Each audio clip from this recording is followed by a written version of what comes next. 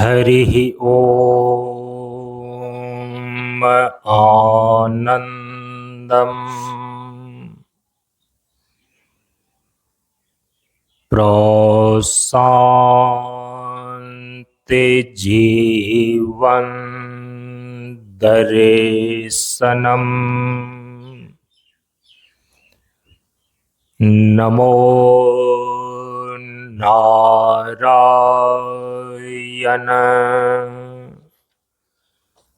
नारायणम्।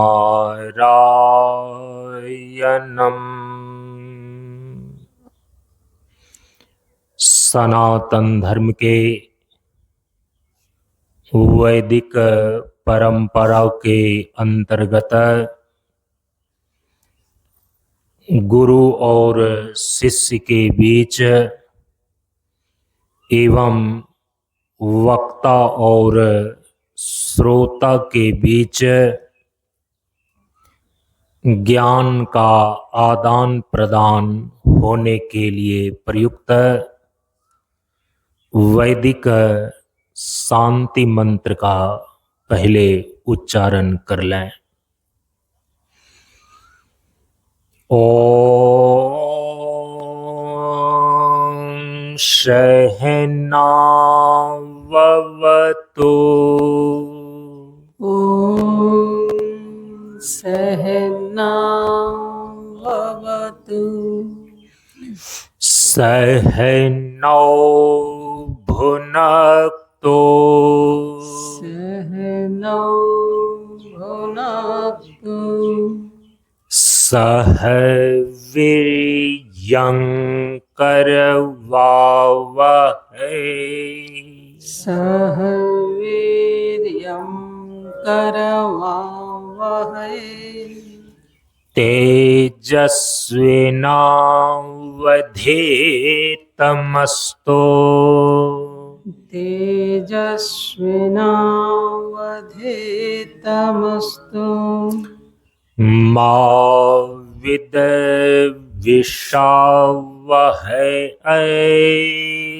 मा विद्विषावहै ओम शांति शांति शांतिः। ओम शांति शांति शांतिः। असतो मा सद्गमय असतो मा सद्गमय तमसो मा ज्योतिर्गमय तमसो मा ज्योतिर्गमय मृत्योर्मा अमृतं गमय मृत्योर्मा अमृतं गमय ओम शांति शांति शांतिः। ओम शांति शांति शांतिः। सभी लोग थोड़ी देर के लिए मौन एवं शांत रहें।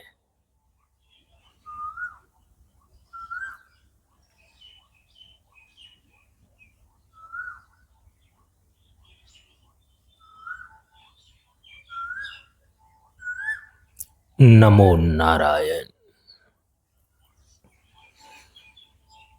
ब्रह्मानंदं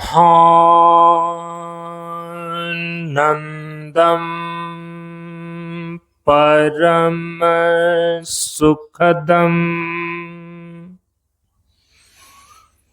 केवलं ज्ञान मूर्तिम्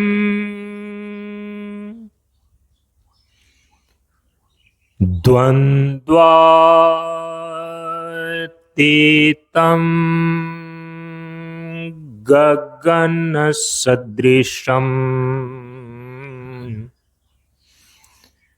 तत्त्वमस्यादिलक्ष्यम् एकं नित्यं विमलमचलम्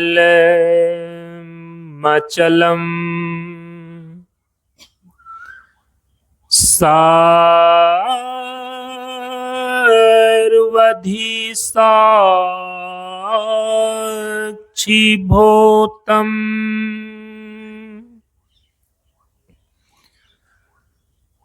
भावातीतं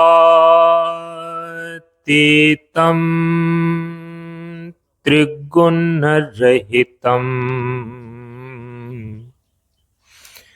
सद्गुरुं तं नमामि।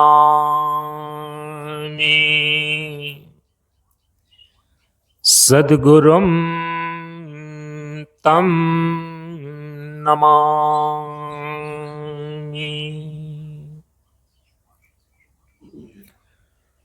श्री गुरु चरण स्पर्श अनुभूति ज्ञान मार्ग सत्संग के सानिध्य में उपस्थित श्रद्धालु सत्संग प्रेमियों, ज्ञान बढ़े गुणवान के संगत ध्यान बढ़े तपस्वी संग किन्हों बुद्धि विवेक विचार बढ़े संत सन्यासी सुसज्जन तिन्हों। इसलिए ज्ञानी बेधय ज्ञान से व्याधा बेधय तीर सद्गुरु बेधय शब्द से भींगे सकल शरीर। प्रेमियों, हम सभी लोग परम पूज्य गुरुदेव बाबा शांतानंद जी महाराज के द्वारा स्थापित ज्ञान मार्ग सत्संग मंच के 28वें ग्रीष्मकालीन वार्षिकोत्सव के उपलक्ष्य में बिहार प्रांत के पाटलिपुत्र जिला अंतर्गत बारह अनुमंडल में स्थित शांतानंद मिशन प्रशांत योगाश्रम गोआसा शेखपुरा मंच पर 9 मार्च से लेकर 15 मार्च तक आयोजित 7 दिवसीय सत्संग कार्यक्रम के आज छठे दिन के सत्संग में 14 मार्च सन 2026 ईस्वी को उपस्थित हैं। सर्वप्रथम आप सभी लोगों को परम पूज्य गुरुदेव के द्वारा स्थापित इस ज्ञान मार्ग सत्संग मंच का चक्र शताब्दी दिवस 14-15 मार्च की हार्दिक शुभकामनाएं ज्ञापित करते हैं।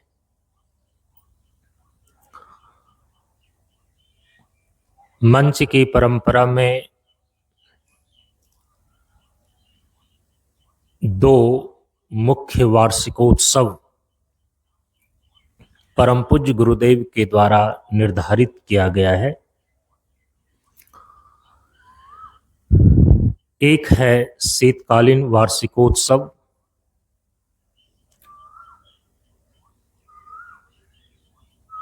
जो प्रत्येक वर्ष 13-14 नवंबर को मनाया जाता है और इसको शीतकालीन वार्षिकोत्सव को प्रत्येक वर्ष 13-14 नवंबर को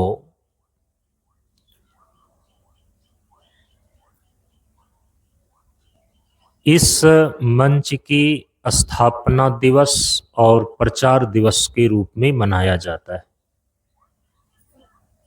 क्योंकि इस ज्ञान मार्ग सत्संग मंच की स्थापना गुरुदेव के द्वारा सर्वजन कल्याण हेतु 14 नवंबर 1987 ईस्वी में किया गया था। इस मंच परंपरा का जो दूसरा वार्षिकोत्सव है वो है ग्रीष्मकालीन वार्षिकोत्सव, जो प्रत्येक वर्ष 14 और 15 मार्च को मनाया जाता है।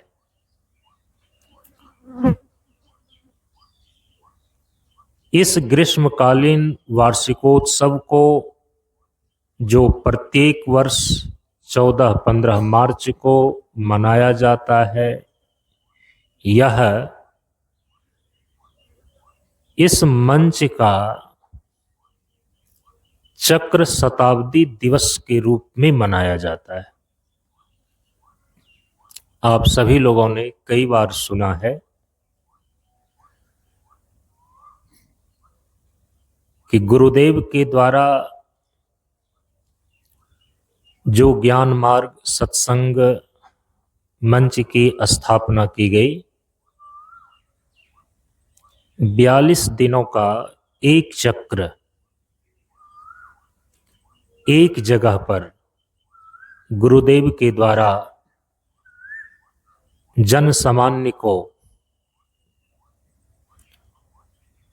जीवन के तत्व ज्ञान का उपदेश सत्संग प्रवचन के माध्यम से दिया जाता था।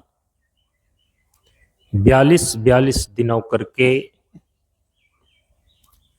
जब 100 चक्र पूरे हो गए सन 1998 ईस्वी में, तो उस 100वें चक्र को चक्र शताब्दी समारोह के रूप में मनाया गया और 1998 ईस्वी में जब इस मंच का चक्र शताब्दी समारोह मनाया जा रहा था, तो उसकी पूर्णाहुति 14 और 15 मार्च को पड़ा था। तो गुरुदेव ने उसी समय घोषणा करी कि इस मंच की परंपरा में प्रत्येक वर्ष 14 और 15 मार्च को इस मंच का चक्र शताब्दी दिवस के रूप में मनाया जाएगा। तो हम सभी लोग इस मंच की परंपरा के इस दूसरे महत्वपूर्ण वार्षिकोत्सव सत्संग सत्र में उपस्थित हैं। ग्रीष्मकालीन वार्षिकोत्सव, जो इस मंच की परंपरा में 14-15 मार्च को मंच का चक्र शताब्दी दिवस के रूप में मनाया जाता है, इसकी आप सभी लोगों को मंच की ओर से हार्दिक शुभकामना है। हम सभी लोग इस बार इस ग्रीष्मकालीन वार्षिकोत्सव सत्संग सत्र में परम पूज्य गुरुदेव के द्वारा जो उपदेश दिया गया है कि मानव और मानवता महत्वपूर्ण है, इस उपदेश के संदर्भ में देव दुर्लभ मनुष्य जीवन के बारे में विचार कर रहे हैं। कल के सत्संग में आप सभी लोगों ने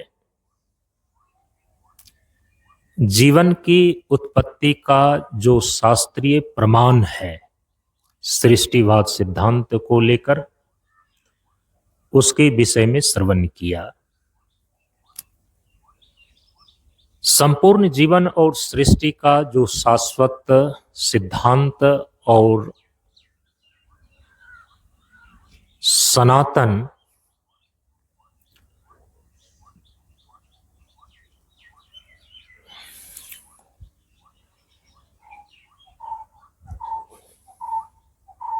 संविधान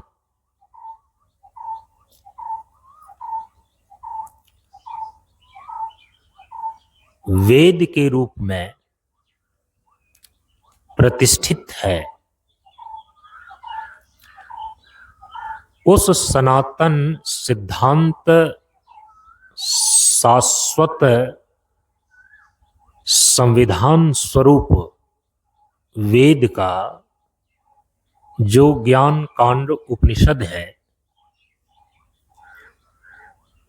इस उपनिषद के अनुसार से जीवन की जो उत्पत्ति है वह प्रकृति और ब्रह्म के संयोग से हुआ है।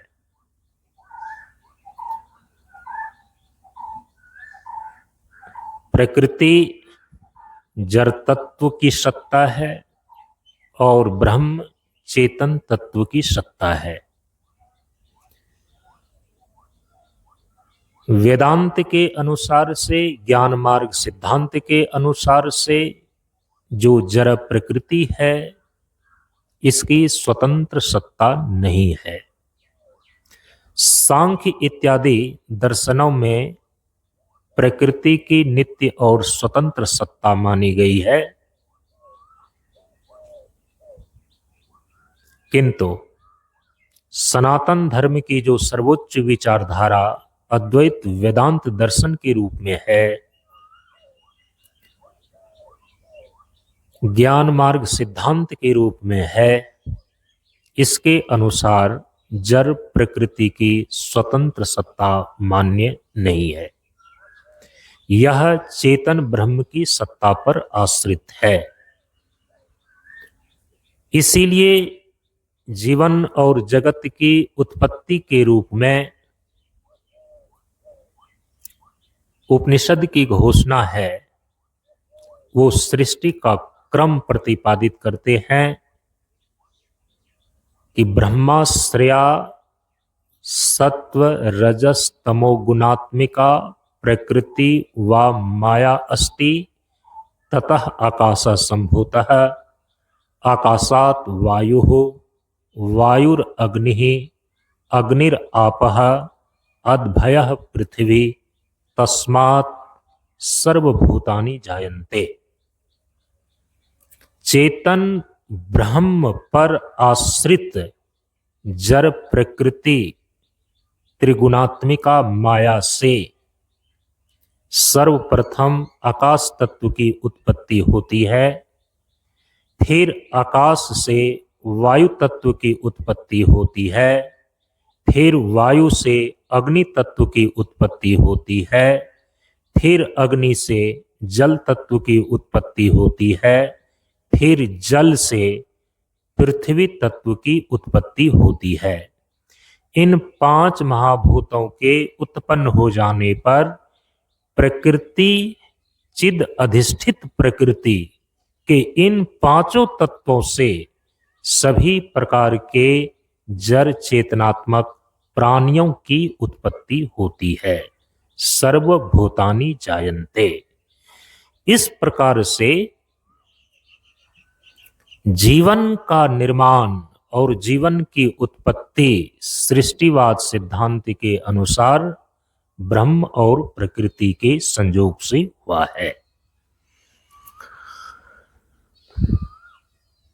भगवान श्री कृष्ण ने इसी को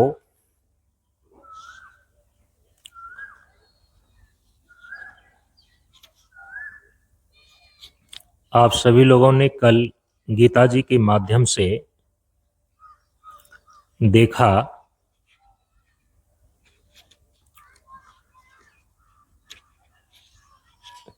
कि भगवान भूत प्राणियों की उत्पत्ति से लेकर उनके मूल स्रोत तक उसका क्रम बतलाते हैं।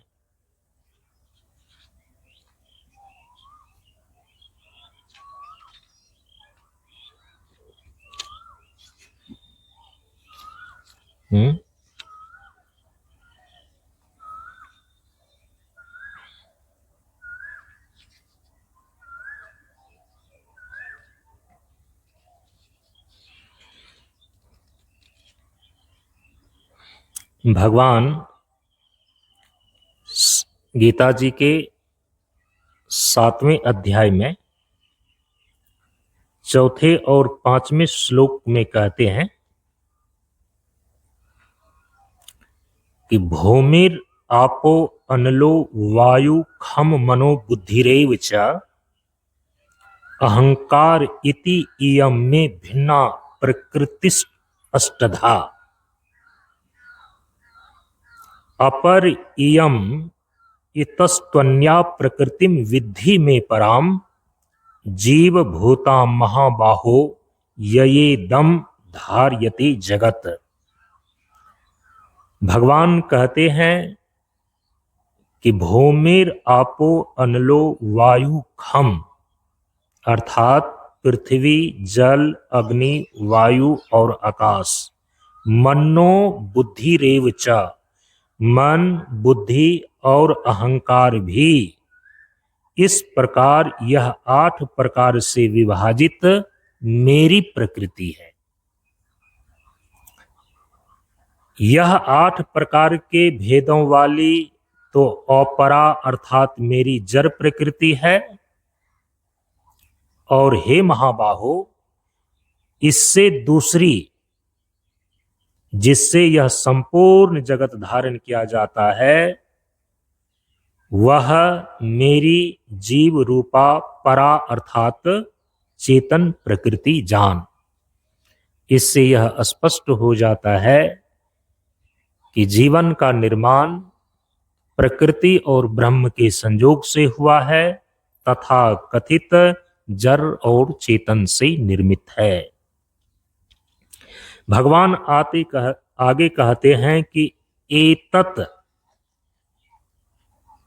योनिनि भूतानि सर्वाणि इति उपधार्य अहम कृत्सन्यस्य जगतः प्रलयस्तथा। हे अर्जुन, तू ऐसा समझ कि संपूर्ण भूत अर्थात प्राणी इन दोनों प्रकृतियों से ही उत्पन्न होने वाले हैं और मैं संपूर्ण जगत का प्रभव तथा प्रलय हूं।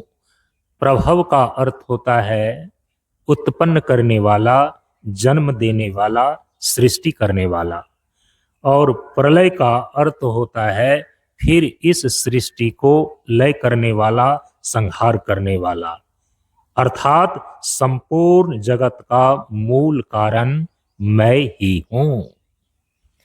भगवान कहते हैं कि संपूर्ण जीव जगत का जो मूल कारण है वह मैं ही हूं और मेरे से ही संपूर्ण भूत प्राणियों का और पदार्थों का प्रभव अर्थात उसकी उत्पत्ति और प्रलय होता है। ये और भगवान ने उसका क्रम भी बतलाया जिस पर हम सभी लोगों ने कल विचार किया विस्तार से। तो उपनिषद तो ऊपर परमात्मा से लेकर के प्राणियों की उत्पत्ति तक का क्रम बतलाते हैं, ब्रह्माश्रया से लेकर के भूतानी जायंते तक। और भगवान श्री कृष्ण ने गीता में नीचे भूतानी से लेकर के अविनाशी परमात्मा तक क्रम को बतलाया।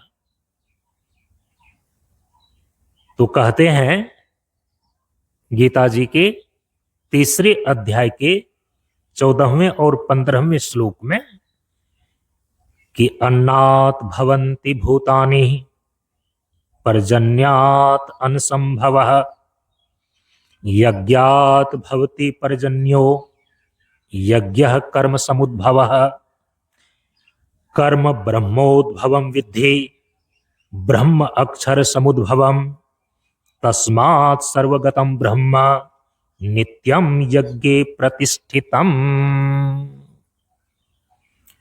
भगवान कहते हैं कि अन्नात् भवन्ति भूतानि, संपूर्ण प्राणी का जो जीवन दिख रहा है, यह संपूर्ण प्राणी अन्न से उत्पन्न होते हैं। अन्न और जल जब कोई स्त्री और पुरुष, माता और पिता ग्रहण करता है, उससे शरीर के अंदर चरम धातु रज और वीर्य का निर्माण होता है और उसी रज और वीर्य के द्वारा जीव शरीर की उत्पत्ति होती है। अब यहां से आरंभ करते हैं और इसके मूल को बताते हैं कि जिस अन्न और जल से रज और वीर्य का निर्माण होता है, ये अन्न और जल कहां से आता है? तो कहा कि संपूर्ण प्राणी तो अन्न से उत्पन्न होते हैं, रज वीर्य के माध्यम से। उस अन्न की उत्पत्ति वृष्टि से होती है, पर्जन्यात् अन्न संभवः। पर्जन्य माने वृष्टि, वर्षा, जल तत्व। तो अन्न की उत्पत्ति वृष्टि से होती है। यज्ञात भवति पर्जन्यो, वृष्टि अर्थात वर्षा यज्ञ से होती है। तो जल के मूल में यज्ञ है और यज्ञ से उपलक्षित है अग्नि। और यह यज्ञ कहां से आया? कि कहा कि यज्ञ कर्म समुद्भवः, और यज्ञ जो है विहित कर्मों से उत्पन्न होने वाला है।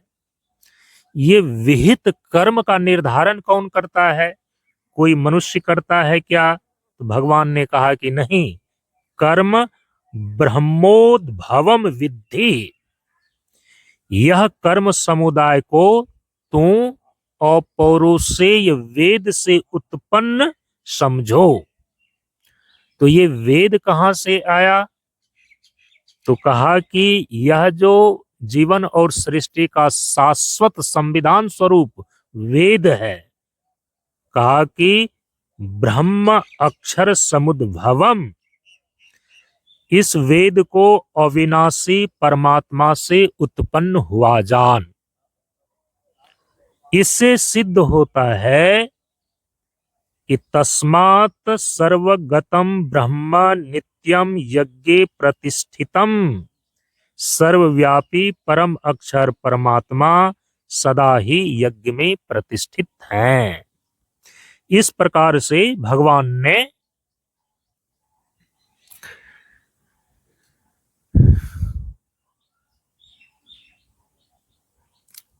पदार्थ और प्राणी से लेकर इसके मूल परमात्मा को बतलाया क्रम से। तो इन सारे चीजों से यह सिद्ध हो जाता है, इन सारे शास्त्र प्रमाणों से ये चीजें सिद्ध हो जाती है कि जीवन का जो निर्माण हुआ है वह काल क्रम में अपने आप से नहीं हो गया है, बल्कि इस जीवन का निर्माता चेतन ब्रह्म है, ईश्वर है। और ईश्वर अपनी जिस शक्ति के द्वारा संपूर्ण जीवन और सृष्टि का निर्माण करते हैं, परमात्मा की उसी अचिंत्य शक्ति को मूल प्रकृति अथवा त्रिगुणात्मिका माया बोलते हैं।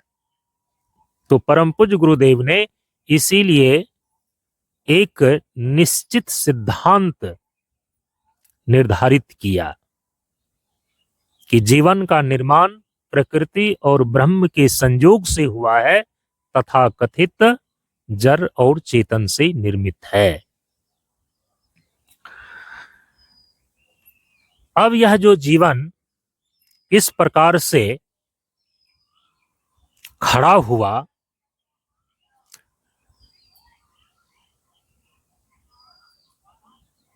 तो प्रकृति की परंपरा से तो शरीर प्राप्त है, और जो ब्रह्म की सत्ता है, चेतन ब्रह्म की सत्ता है, इस शरीर के अंदर चेतन आत्मा के रूप में विराजमान है।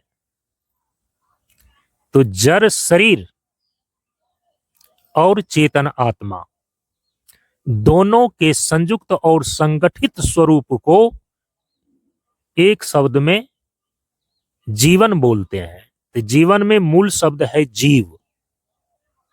परम पूज्य गुरुदेव कहते हैं कि ये जीव नामक जो तत्व है, जीवन का जो मूल तत्व जीव है, ये कहां से आया, इसकी स्थिति कैसी है। तो गुरुदेव ने कहा कि जड़ शरीर और चेतन आत्मा दोनों के संयोग से एक विलक्षण शक्ति उत्पन्न होती है, और इसी विलक्षण शक्ति को बोलते हैं जीव, और इसी जीव की निरंतर गतिशीलता का नाम है जीवन। छांदोग्य उपनिषद में, जैसा कि पिछले दिन उस संदर्भ को बतलाया गया कि माता के गर्भ में जो जीव के शरीर का निर्माण होता है, तो गर्भ के भीतर तीसरे या चौथे महीने में परमात्मा ही जीव रूप से प्रवेश करते हैं। अनेना जीवेना अनुप्रविशन्ति, ऐसा बोलते हैं।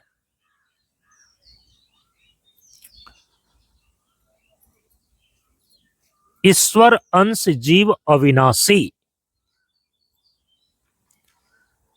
माता पिता के द्वारा केवल प्रकृति के पांचों तत्वों के माध्यम से जीव के शरीर की उत्पत्ति होती है, लेकिन इस शरीर के भीतर जो जीवात्मा है, मूलतः जो जीव तत्व है, ये किसी स्त्री पुरुष के द्वारा उत्पन्न नहीं होता, बल्कि यह नित्य और अविनाशी तत्व है। ईश्वर का अंश है, परमात्मा का सनातन अभिन्न अंश है।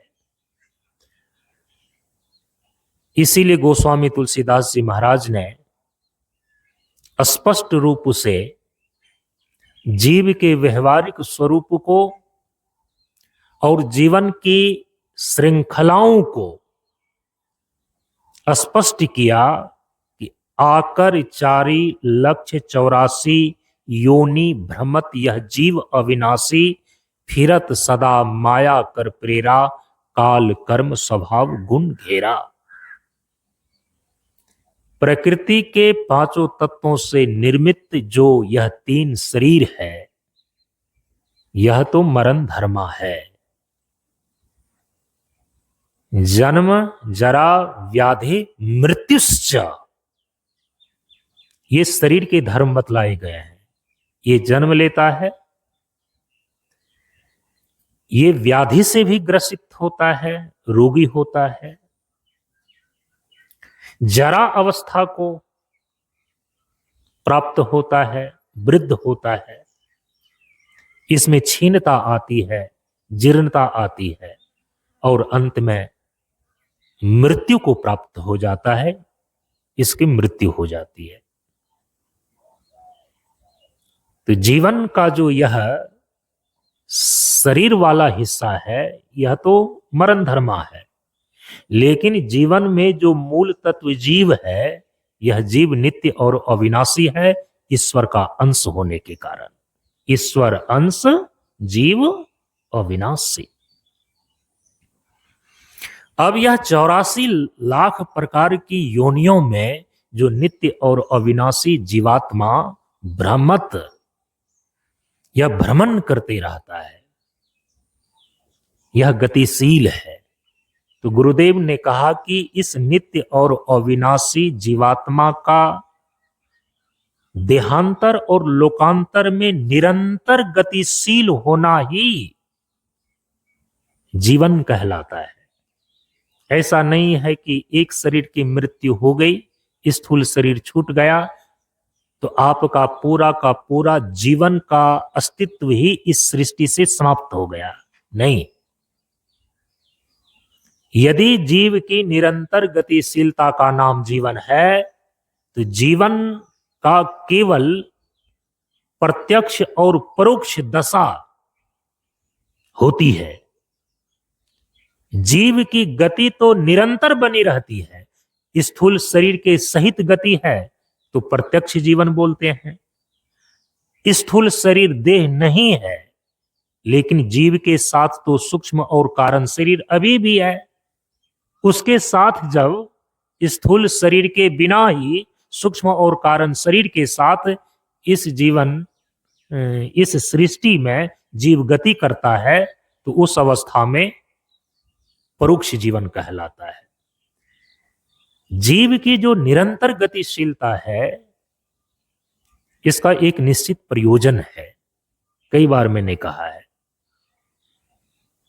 अनादि काल से यह जीव जो निरंतर 84 लाख प्रकार के शरीरों में गति कर रहा है, चतुर्दश भुवन 14 प्रकार के लोकों में गति कर रहा है,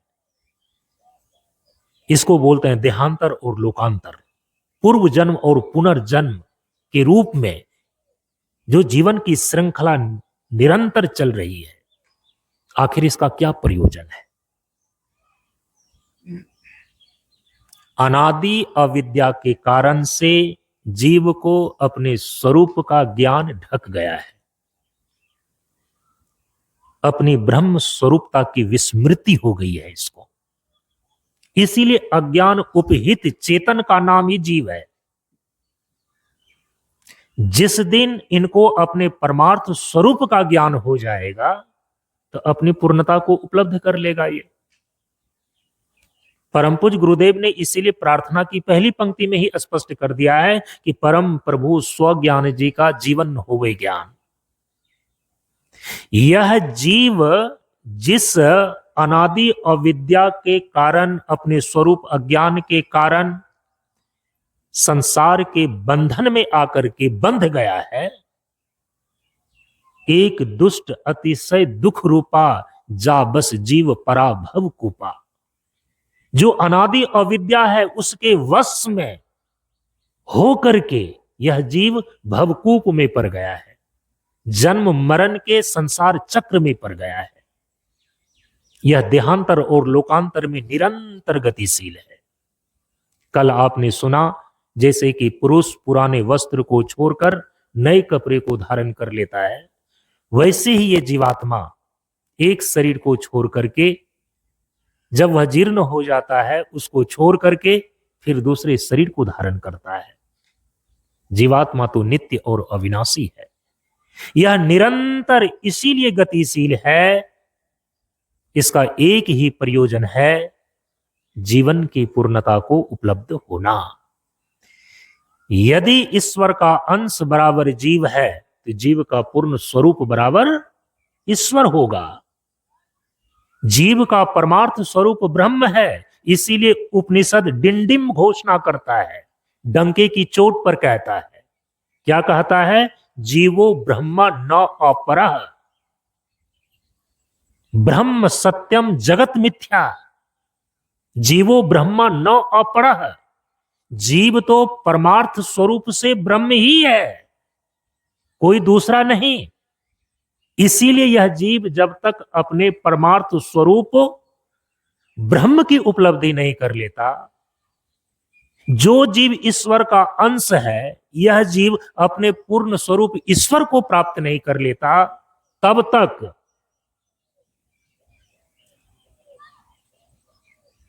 किसी भी प्रकार से इस सृष्टि में जीव की गति को विराम नहीं दिया जा सकता। आप जीवन की गति को किसी भी प्रकार से रोक नहीं सकते। ये प्रत्यक्ष और परोक्ष रूप से गति करता ही रहेगा। इसीलिए यदि ये बातें निश्चित हो जाती है कि जीव की निरंतर गतिशीलता का नाम जीवन है, अनादि काल से यह गतिशील है और यह गति पूर्णता प्राप्ति पर्यंत चलता रहेगा, और किसी भी विधि से जीव की गति को विराम नहीं दिया जा सकता, ये चैन से नहीं बैठ सकता। जीवन की गति को किसी भी प्रकार से नहीं रोका जा सकता, तो आपके पास केवल एक ही उपाय रह जाता है कि एक सही जीवन को जिएं। दुनिया में आए हैं तो जीना ही पड़ेगा।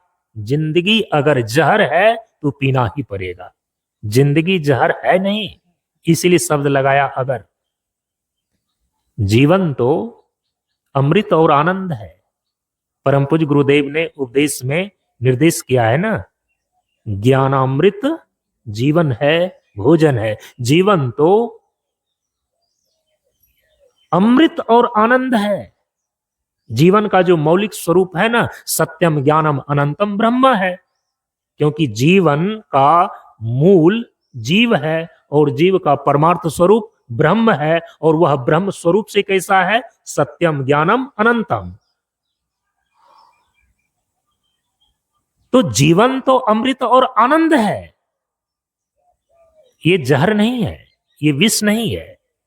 हम अपनी नासमझी के कारण से, हम अपनी अज्ञानता और मूर्खता के कारण से, गलत जीवन जीने की शैली के कारण से हम इस जीवन को विषाक्त कर लेते हैं, इस जीवन को जहर बना लेते हैं। यदि आपने जीवन को अपनी मूर्खता के कारण से जहर बना भी लिया, तो क्या इस जीवन से आपको छुटकारा मिल जाएगा? क्या नहीं ना। तो जीना ही पड़ेगा आपको। तो यदि हर हालत में जीना ही है, जीवन जीने के अलावे दूसरा कोई विकल्प ही नहीं है, तो फिर तो हमारे और आपके पास एक ही रास्ता बच जाता है कि हम एक सही जीवन जिए। पहली बार जब परम पूज्य गुरुदेव से जीवन विज्ञान को इस रूप में समझाना, तब लगा कि व्यक्ति के अंदर कितनी ये नासमझी है कि कई बार वो सोचता है कि आत्महत्या इत्यादि के द्वारा हम इस जीवन से हम छुटकारा पा जाएंगे, जो असंभव है। तो दुनिया में आए हैं तो जीना ही पड़ेगा। जिंदगी अगर जहर है तो पीना ही पड़ेगा। इसीलिए परम पूज्य गुरुदेव ने कहा कि ये जीवन धारा है, पूर्णता प्राप्ति पर्यंत ये कभी भी नहीं रुक सकती। यदि जीवन एक प्रवाह है, जीवन एक धारा है, तो जीवन धाराएं चलें। कैसे? साधन, संयम, योग से। एक सही जीवन जीने का यही छोटा सा सूत्र है, यही तरीका है। यदि जीवन जीना ही है तो हम एक सही जीवन क्यों ना जिए, और एक सही जीवन जिए तो कैसे जिए? तो गुरुदेव ने उसके लिए एक छोटा सा सूत्र प्रदान किया तत्व गुण वंदना में कि जीवन धाराएं चलें, साधन, संयम, योग से। यह जो नित्य और अविनाशी जीवात्मा निरंतर देहांतर और लोकांतर में गति कर रहा है, यह गति करता हुआ मनुष्य जीवन तक पहुंचा है। और हमारे शास्त्रों में मनुष्य जीवन को देव दुर्लभ बताया गया है। क्यों बताया गया है? आज थोड़ा सा इस पर प्रकाश डालते हैं। सबसे पहली बात,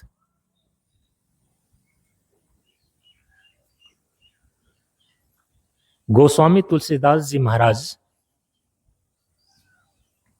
रामचरितमानस में लिखते हैं, कवहुक करी करुणा नर देही, ईस देत बिनु हेतु स्नेही। कवहुक करी करुणा नर देही। यहां नर देही का मतलब है मनुष्य शरीर। नर का मतलब पुरुष शरीर नहीं है। यहां नर देही का अर्थ क्या है? मनुष्य शरीर। ये जो 84 लाख प्रकार की योनियां हैं परमात्मा की सृष्टि की व्यवस्था में, क्योंकि जीवन और जगत का निर्माण करने वाला कौन है? ईश्वर है, परमात्मा है। ये पूरी सृष्टि की व्यवस्था किसकी है? ईश्वर की है।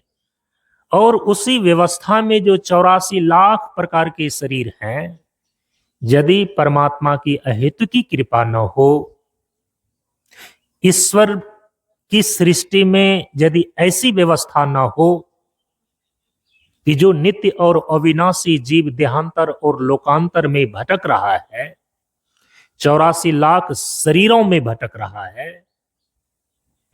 तो परमात्मा ने अपनी सृष्टि की व्यवस्था में ये व्यवस्था रखी है, जो निम्न योनि के जीव हैं, कीट पतंग पशु पक्षी इत्यादि, जब इसका शरीर छूटता है ना,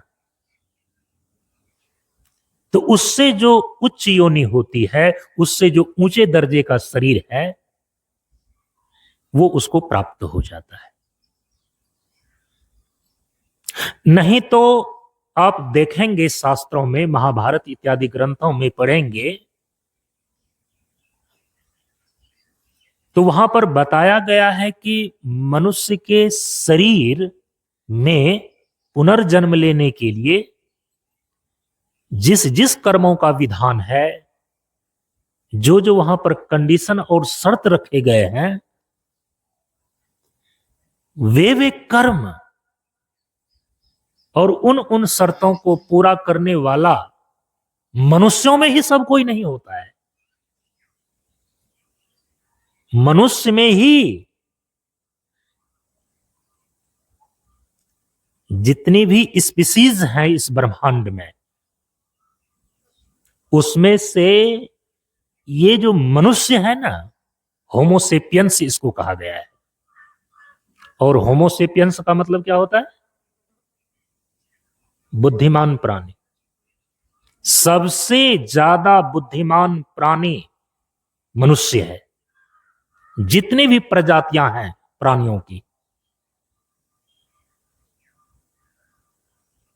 अब ऐसे बुद्धिमान प्राणी भी पुनः मनुष्य के ही शरीर को प्राप्त होता रहेगा, करता रहेगा, इसकी कोई गारंटी नहीं है। इसीलिए भजन में हम सभी लोग गाते हैं कि बारंबार मिलत नहीं नर्तन, अवसर पाई यही देहिया में। यह निश्चित नहीं है, इस चीज की गारंटी नहीं है, इसका कोई एग्रीमेंट नहीं बना हुआ है कि यदि एक बार मनुष्य के जीवन में ये जीव आ गया, मनुष्य का जीवन आपको प्राप्त हो गया, तो बार बार आपको मनुष्य का जीवन ही मिलता रहेगा, मनुष्य की योनि में ही यह जीव जन्म लेता रहेगा। इसकी कोई गारंटी, कोई एग्रीमेंट नहीं है। बारंबार मिलत नहीं नर्तन, नर्तन माने मनुष्य शरीर। हाँ, लेकिन शास्त्रों में यह बताया गया है कि यदि बुद्धिमान प्राणी मनुष्य इस प्रकार का कर्म करे, इस प्रकार का अनुष्ठान करे, तो वह पुनः मनुष्य के शरीर को प्राप्त कर सकता है। अब वहां जिस कर्म का वर्णन किया गया है, मनुष्य के शरीर में पुनर्जन्म लेने का, अब उस कर्म का अनुष्ठान मनुष्य ही नहीं कर पाता है, सामान्य मनुष्य नहीं कर पाता है, उसको ज्ञान भी नहीं है। तो आप सोचिए, बुद्धिमान प्राणी 84 लाख प्रकार के योनियों में सबसे ज्यादा चेतना संपन्न, चेतना विकसित, विचार और बुद्धि में प्रबल, यह बुद्धिजीवी प्राणी मनुष्य यही मनुष्य में पुनर्जन्म लेने का जो शास्त्र में कर्म और नियम बतलाए गए हैं वो नहीं कर पाता है। तो इस सृष्टि में जो पशु पक्षी है, जो शेर चीता इत्यादि प्राणी है, जो बाज और बटेर है, स्थावर में जो पेड़ पौधे ये प्राणी है, ये तो कभी कर्म ही नहीं कर सकेगा वैसा कि मनुष्य के शरीर में जन्म ले ले, मनुष्य का जीवन इसको प्राप्त हो। तो क्या अनंत अनंत काल तक, कल्प कल्पांतर तक यदि कोई जीव वृक्ष के शरीर में चला गया, यदि कोई जीव पशु पक्षी के शरीर में चला गया, शेर चीता के शरीर में चला गया, बाज और बटेर के शरीर में चला गया, तो क्या परमात्मा की सृष्टि में कोई ऐसी व्यवस्था नहीं है कि उसको मनुष्य का शरीर प्राप्त हो जाए? यदि परमात्मा की सृष्टि में परमात्मा की अहेतुकी कृपा के कारण से यह व्यवस्था नहीं होती, क्योंकि शास्त्र में मनुष्य में ही पुनर्जन्म लेने के लिए जो कर्म निर्धारित किए गए हैं वो तो पशु पक्षी कभी कर ही नहीं पाएगा, कीट पतंग तो कभी उसका अनुष्ठान कर ही नहीं पाएगा, पेड़ पौधे तो कभी उस कर्म का अनुष्ठान कर ही नहीं सकता है। तो जिस कर्म के अनुष्ठान के कारण से, विशेष कर्म अनुष्ठान के कारण से पुनर्मनुष्य जीवन प्राप्त होता है, मनुष्यों में ही अधिकांश मनुष्य नहीं कर पाते हैं और मरने के बाद फिर मनुष्य जीवन उसको प्राप्त नहीं होकर फिर उनको अधम योनि की प्राप्ति हो जाती है, पशु पक्षी के शरीर में चले जाते हैं। भागवत में जर भरत की कहानी है। अरे वे तपस्वी थे और थोड़ी सी भूल हो गई, एक मृग के बच्चे से मोह हो गया और मोह के कारण से जो तपस्वी भरत ब्राह्मण था उनको हिरण के शरीर में जन्म लेना पड़ गया, पशु के शरीर में चला गया वो। समझिए, थोड़ी सी चूक हो जाने पर आप अपने मनुष्य जीवन में पुनर्जन्म प्राप्त नहीं कर सकते। तो कीट पतंग पशु पक्षी कैसे विशेष कर्मों का अनुष्ठान कर पाएगा? वो तो कर ही नहीं पाता है। यदि नहीं कर पाता है तो इसका मतलब है कि जीव केवल अपने पुरुषार्थ के द्वारा सर्वोत्तम मनुष्य जीवन को तो उपलब्ध नहीं हो सकता। इसीलिए गोस्वामी जी कहते हैं कि कबहुक करी करुणा नर देई, ईस देत बिनु हेतु स्नेही। परमात्मा दया करके, करुणा करके, और ये दया करुणा परमात्मा की अहेतुकी है, बदले की नहीं है।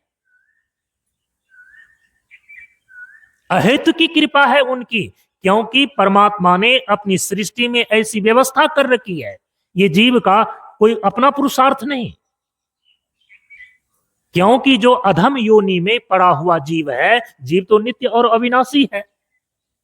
कीट पतंग के शरीर में यदि चला गया, पशु पक्षी के शरीर में चला गया, वह तो विशेष कर्मों का अनुष्ठान कर ही नहीं पाएगा। तो फिर उन्हें उच्च योनि मनुष्य का शरीर कैसे प्राप्त होगा? तो परमात्मा की यही अहेतुकी कृपा है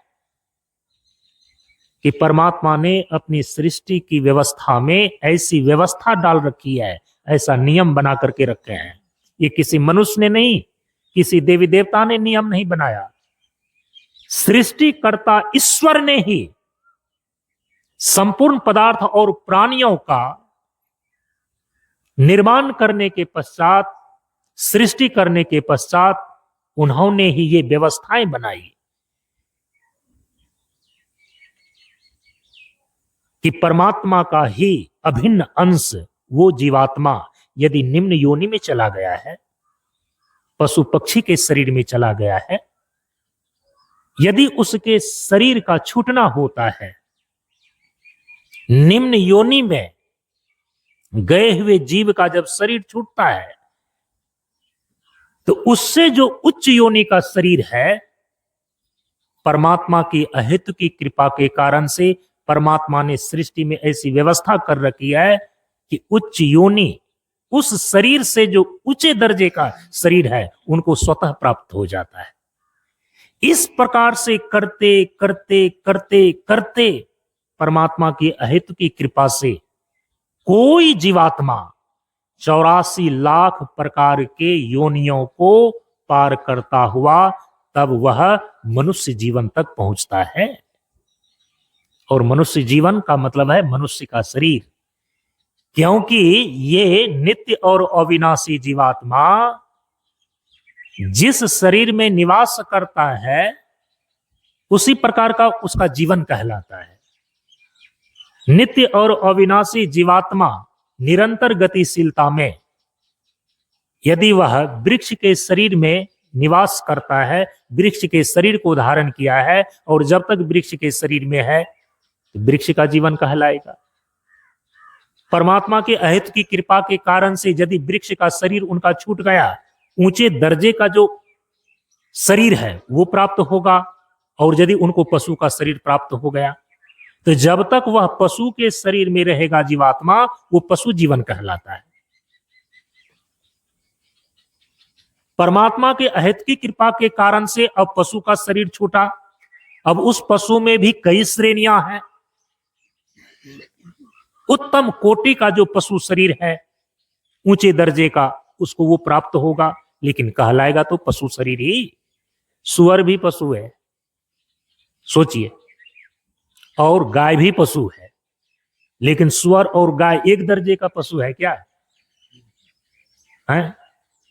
अब गौ को माता बोलते हैं, अब सुअर को माता थोड़े बोलते हैं। गाय के पंचगव्य का हम सभी लोग पूजा और पाठ में प्रयोग करते हैं, तो पशु में भी तो अलग अलग दर्जे हो जाते हैं। परमात्मा की अहित की कृपा होती है तो पशु के शरीर से वह जीवात्मा ऊंचे दर्जे के शरीर को, मनुष्य इत्यादि के शरीर को प्राप्त करता है। तो जब तक वह जीवात्मा मनुष्य के शरीर में निवास कर रहा है, मनुष्य के शरीर को धारण किया हुआ है, तब तक यह मनुष्य जीवन कहलाता है। कितना भी गया गुजरा आदमी होगा, आदमी की मूढ़ता को देखकर, आदमी की मूर्खता को देखकर, आदमी के दुर्व्यवहार को देख करके कई बार हम उसको कह देते हैं तुम आदमी नहीं है, तुम जानवर है, तुम पशु ही है। तो आप लाख उनको पशु कह दीजिए, लाख आप उनको जानवर कह दीजिए, लेकिन समाज के बीच में, सरकार के रजिस्टर में कभी भी उनका जब भी नाम और उनका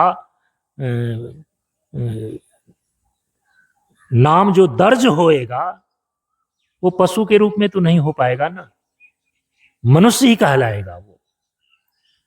भले वो पशु जैसा व्यवहार करे, भले ही वह जानवर जैसा व्यवहार करे, लेकिन यदि मनुष्य के शरीर में एक बार आ गया तो भले कहा जाएगा कि ये जो है ना, ये गया गुजरा मनुष्य है, लेकिन है मनुष्य। ये आदरणीय और पूजनीय है, लेकिन है मनुष्य। जैसे कि पशु में ही एक सुअर है और दूसरी गाय है, वैसे ही मनुष्य में एक सज्जन है और दूसरा दुर्जन है। इस प्रकार से एक मूर्ख है और दूसरा विद्वान है, ऐसा। लेकिन यहां पर प्रसंग आया है तो थोड़ा सा ध्यान में ले लें। मनुष्य कहते किसको है? किसको कहा गया है मनुष्य? तो एक तो मनुष्य की योनि है। 84 लाख प्रकार की योनियों में परमात्मा के द्वारा सृष्ट जो सर्वश्रेष्ठ योनि है, जीव जिन जिन शरीरों को धारण करता है उन सभी शरीरों में जो सबसे उत्तम शरीर है वो मनुष्य शरीर है। तो मनुष्य की परिभाषा क्या है? तो अभी कुछ देर पहले जो मैंने आपको कहा कि अभी के लोग, आधुनिक विज्ञान मानता है कि विकास के क्रम में जो इस ब्रह्मांड के अंदर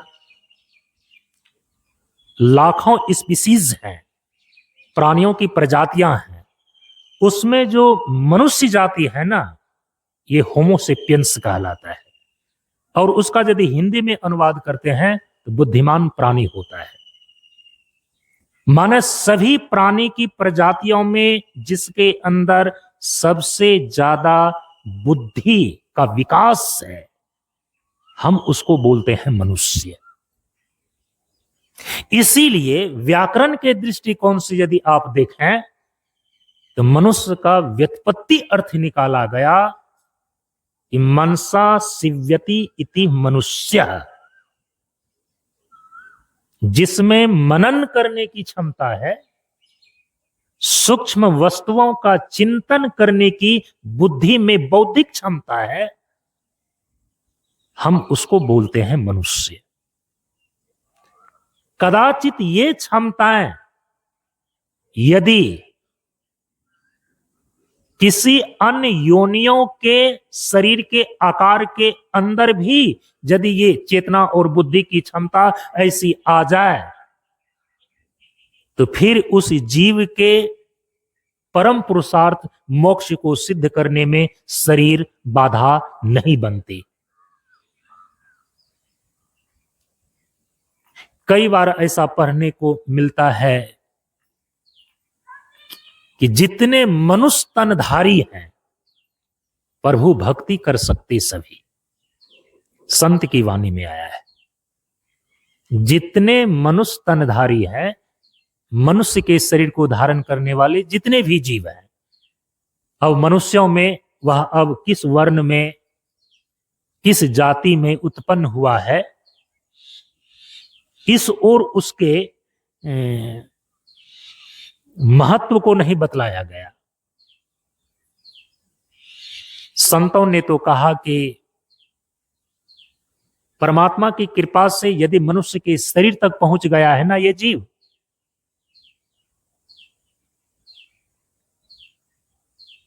जितने मनुष्य तनधारी हैं प्रभु भक्ति कर सकते सभी।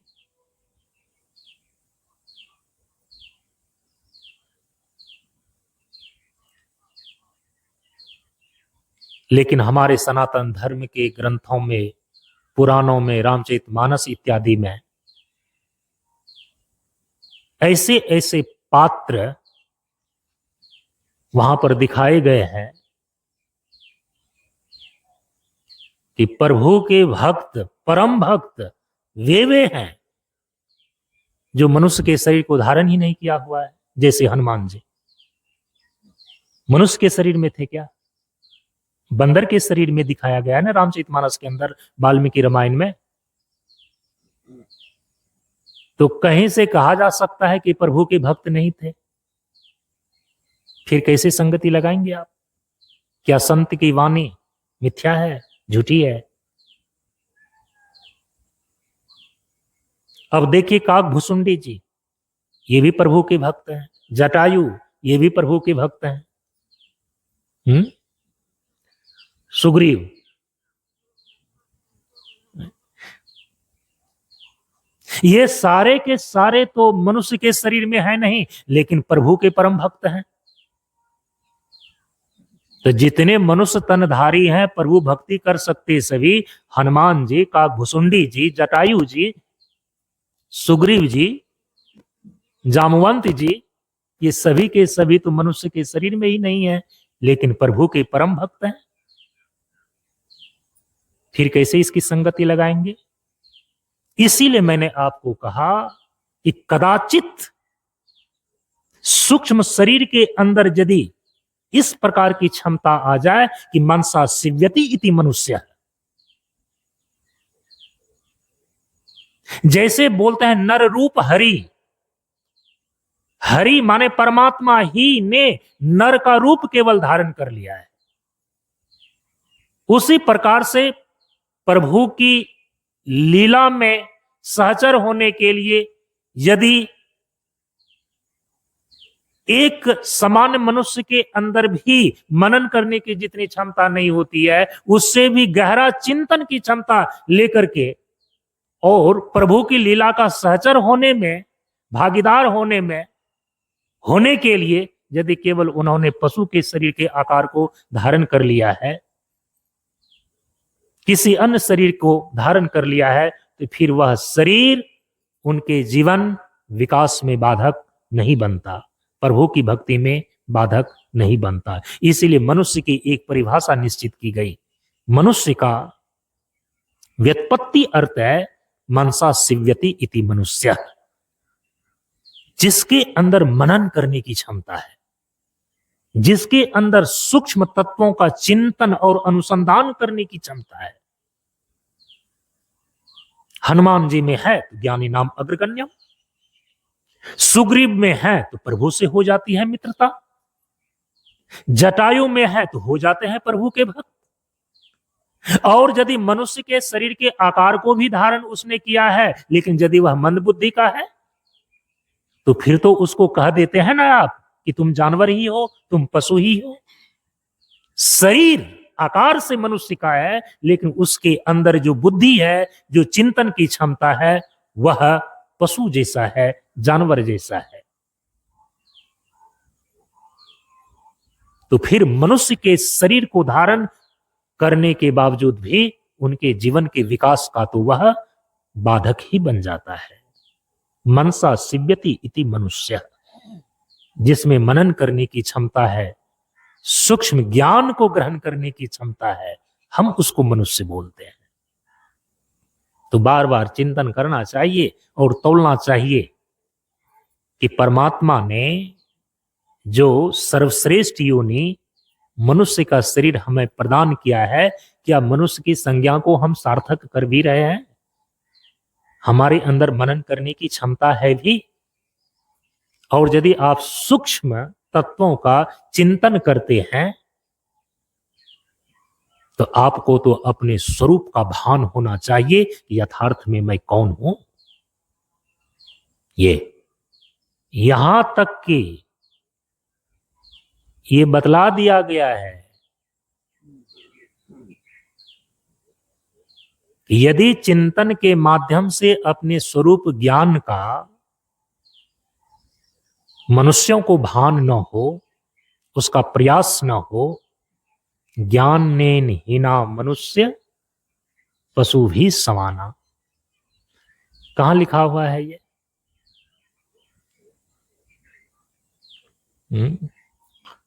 उत्तर गीता में होना चाहिए। ज्ञानेन हीना मनुष्य भी, ज्ञानेन हीना मनुष्य पशु भी समाना। ज्ञान से हीन मनुष्य तो फिर पशु के समान ही है। इसीलिए मनसा शिव्यति इति मनुष्य, जिसमें मनन करने की क्षमता है, सूक्ष्म तत्वों का चिंतन करने की क्षमता है, अपने स्वस्वरूप के ज्ञान का अनुसंधान करने के लिए जो प्रयासरत है, व्याकरण की दृष्टिकोण से हम उनको मनुष्य बोलते हैं।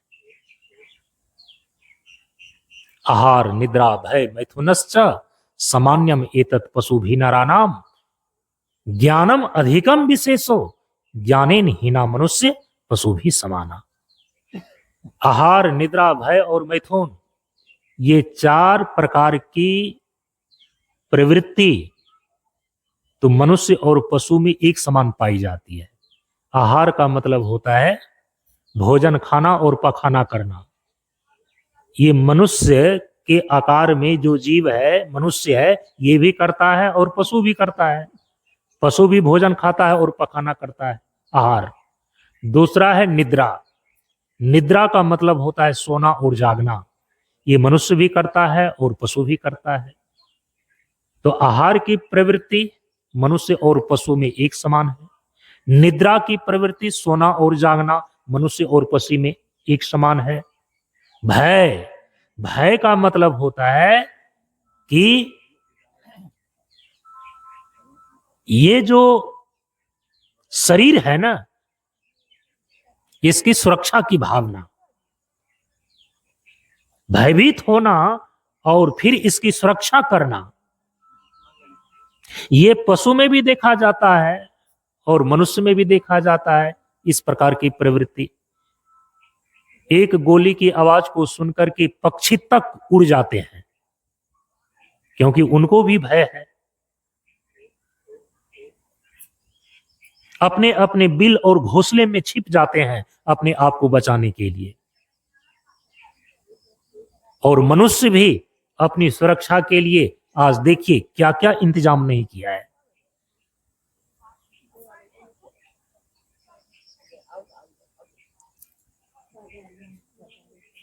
तो भयभीत होना और फिर अपना बचाव करना, ये प्रवृत्ति तो मनुष्य और पशु में एक समान है। मैथुनश्च, मैथुन का मतलब होता है बच्चे को जन्म देना, बच्चे को पैदा करना, और पैदा करने के बाद जब तक वह बच्चा अपने से चलने फिरने ना लगे उसका पालन पोषण करना। ये तो पशु पक्षी भी करता है और मनुष्य भी करता है। ऐसा नहीं कि मनुष्य बच्चे को पैदा करता है, पालन पोषण करता है और ये चीजें दूसरा कोई अन्य प्राणी करता ही नहीं है, ऐसा तो नहीं देखा जाता। एक पक्षी भी अपने बच्चे को अपने चोंच में दाना ला करके बच्चे के चोंच में डालता है, पोषण करता है। तो मैथुन की जो प्रवृत्ति है, बच्चे को पैदा करना और पालन पोषण करना, ये तो पशु में और मनुष्य में एक समान देखी जाती है। तो फिर विशेषता क्या? यदि 84 लाख प्रकार की योनियों में इस मनुष्य को सर्वश्रेष्ठ योनि कहा गया है, तो इसकी सर्वश्रेष्ठता किस चीज को लेकर के है? आहार को लेकर के, निद्रा को लेकर के, भय को लेकर के, मैथुन को लेकर के। ये प्रकृति जन्य 4 प्रकार की प्रवृत्तियां तो पशु में भी पाई जाती हैं, अन्य प्राणियों में, मानवेतर प्राणियों में भी पाई जाती है। यदि इसी चारों प्रकार की प्रवृत्ति तक ही सीमित है कोई मनुष्य, तो फिर यह श्रेष्ठ कैसे? कोई अधिक विशेषता तो इसमें नहीं रही ना। इसीलिए मनुष्य मनुष्य कब कहलाता है, इस पर ध्यान देना चाहिए। परम पूज्य गुरुदेव ने कहा ना, मानव और मानवता महत्वपूर्ण है। 84 लाख प्रकार के जीवों में मानव महत्वपूर्ण है। उस मानवों में जिसके अंदर मानवता है वो सबसे ज्यादा महत्वपूर्ण है। आपकी श्रेष्ठता किस चीज को लेकर के है? आपने अपनी बुद्धिमत्ता का, अपने बौद्धिक क्षमता का उपयोग आपने किस दिशा में किया है? यदि बुद्धिमान प्राणी है मनुष्य, इनके अंदर बौद्धिक क्षमता है, इस बौद्धिक क्षमता को वो कहां लगा रहा है? यदि आप विचार करके देखेंगे तो 99.9% मनुष्य इस देव दुर्लभ मनुष्य जीवन को प्राप्त करके भी अपनी संपूर्ण बौद्धिक क्षमता का उपयोग और विनियोग प्रकृति जन्य 4 प्रकार की प्रवृत्ति, आहार, निद्रा, भय और मैथुन की व्यवस्था में ही खपा देता है, लगा देता है। इससे आपकी मनुष्यता होने की श्रेष्ठता सिद्ध नहीं होती।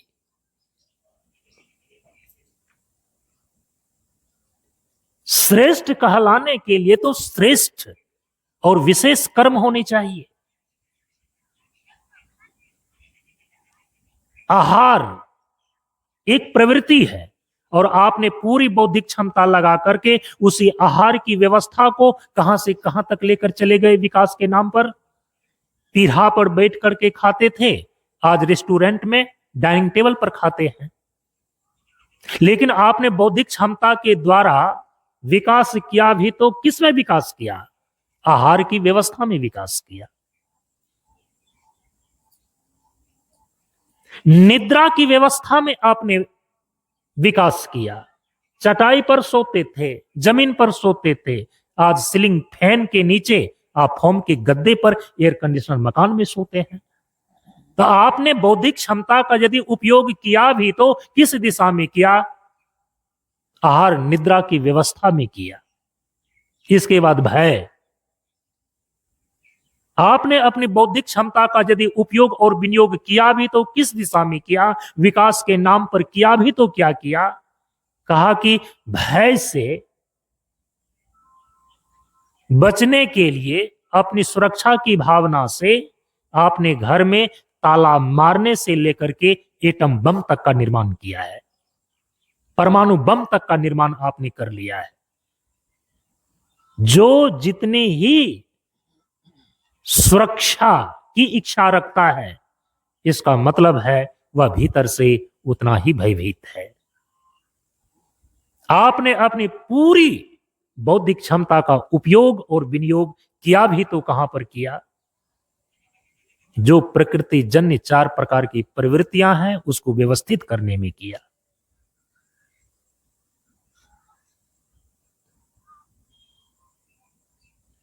एक एक ऐसा पक्षी हम देखते हैं जब वो अपने घोंसले का निर्माण करता है।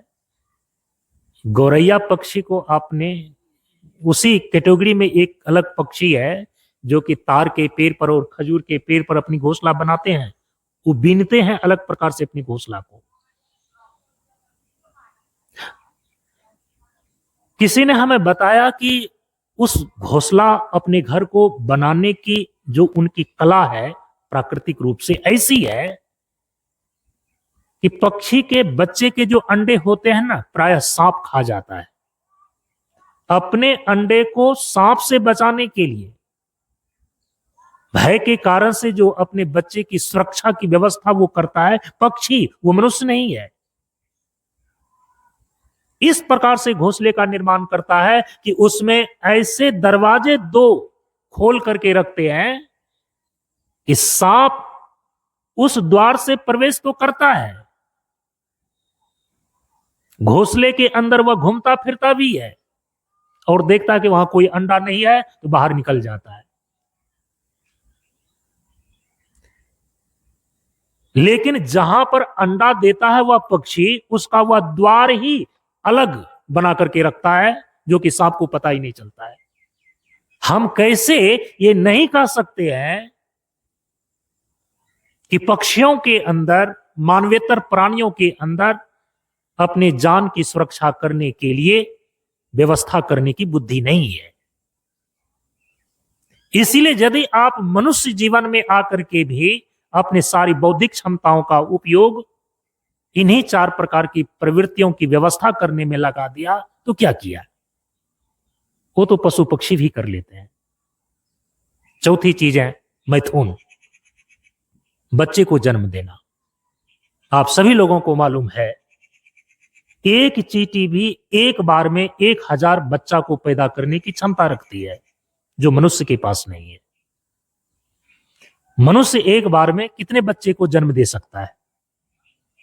1, 2, 3, अधिक से अधिक 4, 6। अखबारों में पढ़ने को मिलता है कि एक स्त्री ने 6 बच्चे को जन्म दिया। कुत्ता बिल्ली जैसे 6-7 बच्चों को जन्म देती है, वो पाल पोस भी लेती है। एक मनुष्य स्त्री 6 बच्चे को जन्म देती है, क्या 6 बच्चे जीवित रह सके? अभी तक मैं 4 बच्चे को एक साथ जन्म देने वाली स्त्री और 4 बच्चे जीवित हैं, यही रिकॉर्ड में है। तो 4 की संख्या तो हाथ की अंगुलियों पर गिने जा सकते हैं, 20 तक गिन सकते हैं अंगुलियों पर। जिसको अंगुलियों पर नहीं गिना जा सकता है, वो जो संख्या है ना, उतनी संख्या में कीट पतंग और चींटी इत्यादि अपने बच्चे को मैथुनी प्रक्रिया के द्वारा पैदा करने की क्षमता रखता है, मनुष्य नहीं रखता है। आप क्या समझते हैं कि हम मनुष्य हैं तो केवल हम मनुष्य ही अपने बच्चे को पैदा करके पालन पोषण करने की बुद्धि रखते हैं? आपसे ज्यादा बुद्धि, निस्वार्थ बुद्धि, मैं आपको कहूं निस्वार्थ बुद्धि पशु पक्षी के पास है अपने बच्चे को पालन पोषण करने का। जन्मजात कुछ ऐसी चीजें होती है कि अपने बच्चे को वो सिखा देती है। नभचर प्राणी है कैसे आकाश में उड़ना है, जलचर प्राणी है तो अपने बच्चे को सिखाने में वो कला प्रवीण है उनके पास। कैसे जल में तैरना है, धरती पर कैसे दौड़ना है। मानवेतर प्राणी भी, पशु पक्षी इत्यादि भी अपने बच्चे को पैदा करके इन कलाओं और हुनरों से स्किल से परिपूर्ण कर देते हैं, केवल आप ही नहीं करते। इसलिए ये सब करना, आहार, निद्रा, भय, मैथुन, इन 4 प्रकार की प्रवृत्तियों को व्यवस्थित करना और इसी की व्यवस्था में पूरे जीवन को खपा देना, ये मनुष्य जीवन की सार्थकता नहीं है, इसमें नहीं मानी गई है। कभी परम पूज्य गुरुदेव ने इस संदर्भ में प्रवचन में बतलाया कि यदि मनुष्य श्रेष्ठ प्राणी है तो इसकी श्रेष्ठता है श्रेष्ठ कर्मों को करने में। आहार अर्थात खाना खाना और पखाना करना, ये पशु पक्षी भी करता है, मनुष्य भी करता है। यदि यहीं तक रह गया तो फिर इसमें इसकी श्रेष्ठता क्या? तो आहार से ऊपर जो श्रेष्ठ कर्म है, हम उसको बोलते हैं उपवास। इसीलिए धर्म शास्त्रों में केवल मनुष्यों के लिए ही व्रत और अनुष्ठान निर्धारित किया गया है, किसी पशु पक्षी के लिए नहीं। पशु पक्षी को तो जब उनके शरीर में किसी प्रकार की गड़बड़ी होती है तो प्राकृतिक रूप से वो उपवास कर लेता है, किसी डॉक्टर के पास उसको जाना नहीं है। इसीलिए जितने भी प्रकार के उपवास, व्रत और अनुष्ठान है शास्त्र में, वो किसके लिए निर्धारित है? मनुष्य के लिए। क्योंकि आहार से ऊपर श्रेष्ठ कर्म जो है वो है उपवास। तो परम पूज्य गुरुदेव ने कहा कि जो एकादशी उपवास करता है, आज एकादशी है, जो एकादशी उपवास करता है वह धीरे धीरे आत्मा के पास पहुंच जाता है। क्योंकि उपवास का आध्यात्मिक अर्थ होता है उपजोर वास। उप माने करीब अथवा निकट, और वास माने निवास करना। इस जीव का अपने स्वरूप आत्मा के निकट, आत्मा के पास निवास करना, अपने स्वस्वरूप का अनुभव और अनुभूति करना, ये उपवास का आध्यात्मिक अर्थ है। उपवास माने जीव का अपने आत्मा के पास वास करना, निवास करना, उपवास कहलाता है। उल्लास विवेक सहारों का गौरव लेकर विश्वास चला, आगे आगे उपवास चले, पीछे पीछे प्रकाश चला।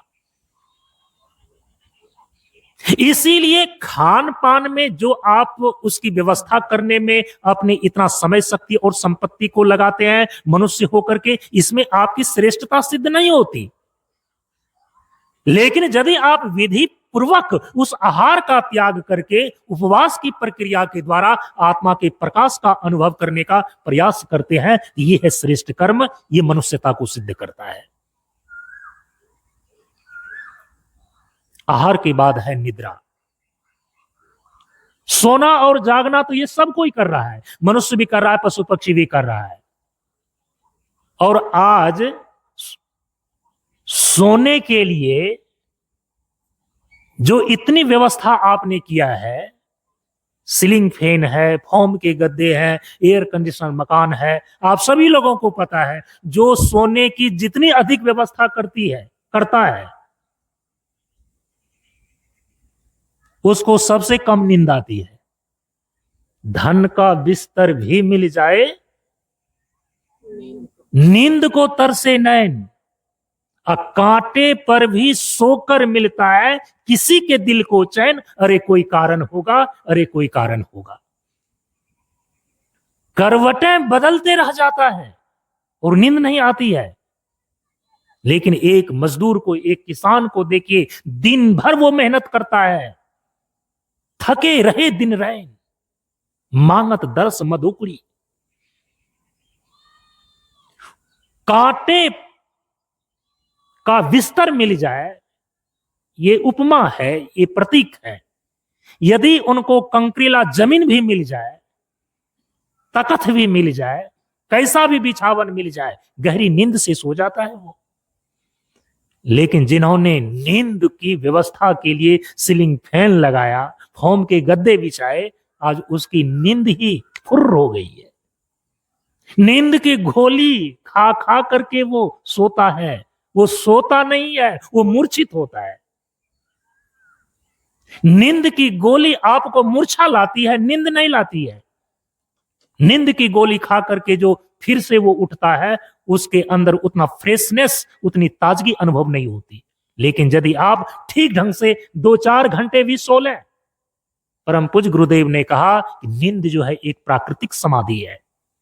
एक तो योग के अभ्यास के द्वारा योगी लोग समाधि को उपलब्ध होते हैं, एक है प्राकृतिक समाधि। प्रकृति की व्यवस्था के तहत जब यह जीव स्थूल और सूक्ष्म दोनों शरीर के लेयर को छोड़ देता है और कारण शरीर से भावापन्न हो जाता है, तब सुषुप्ति की अवस्था प्राप्त होती है। वह सभी प्रकार के दुख और द्वंद्व से अतिक्रांत भूमि है सुषुप्ति। इसीलिए यह एक प्राकृतिक समाधि है। आज ये प्राकृतिक समाधि भी उपलब्ध नहीं है मनुष्य को। नींद न होती तो आप पागल हुए बिना न रहते। इसीलिए आज व्यक्ति मानसिक रूप से ज्यादा विक्षिप्त हो गए हैं, क्योंकि रात में गहरी नींद से नहीं सो पाते। तो नींद की व्यवस्था के लिए आपने इतना जो कुछ इंतजाम किया, तो आपकी नींद ही आज गायब हो गई। इसीलिए नींद को छोड़िए, ये प्राकृतिक प्रवृत्ति है, उसकी व्यवस्था में अपने समय, शक्ति और संपत्ति को मत खपाइए। सोना और जागना से ऊपर एक श्रेष्ठ कर्म है, परम पूज्य गुरुदेव कहते हैं, उसका नाम है समाधि, ध्यान और समाधि। नींद से ऊपर जो श्रेष्ठ कर्म है, श्रेष्ठ अभ्यास है, उसका नाम है ध्यान और समाधि। तो इसीलिए नींद की प्रवृत्ति से, उसकी व्यवस्था से जो ऊपर उठकर श्रेष्ठ कर्म ध्यान और समाधि का अभ्यास करता है, मनुष्य की श्रेष्ठता इससे सिद्ध होती है। तीसरी चीजें हैं भय।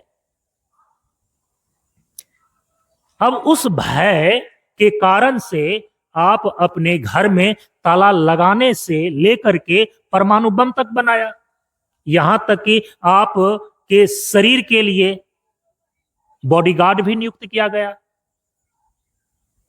लेकिन कई बार वही बॉडीगार्ड आपके बॉडी को बंदूक से छलनी कर देते हैं। इंदिरा गांधी के जीवन को देखा है ना आपने? उनके बॉडीगार्ड ने ही उनके शरीर को गोलियों से छलनी कर दिया, 17 गोली दाग दिए। इसीलिए यह नहीं कहा जा सकता है कि आपके बॉडीगार्ड ही आपकी बॉडी की सुरक्षा करेंगे। हाँ, ये शरीर मरण धर्मा है, एक दिन ये मरेगा ही। लेकिन यदि केवल इसको बचाने के खातिर आप पूरे जीवन के समय, शक्ति और संपत्ति को खपा रहे हैं, लगा रहे हैं, इससे मनुष्यता श्रेष्ठ नहीं होती है, मनुष्यता सिद्ध नहीं होती है। मनुष्य जीवन की श्रेष्ठता इससे सिद्ध नहीं होती है।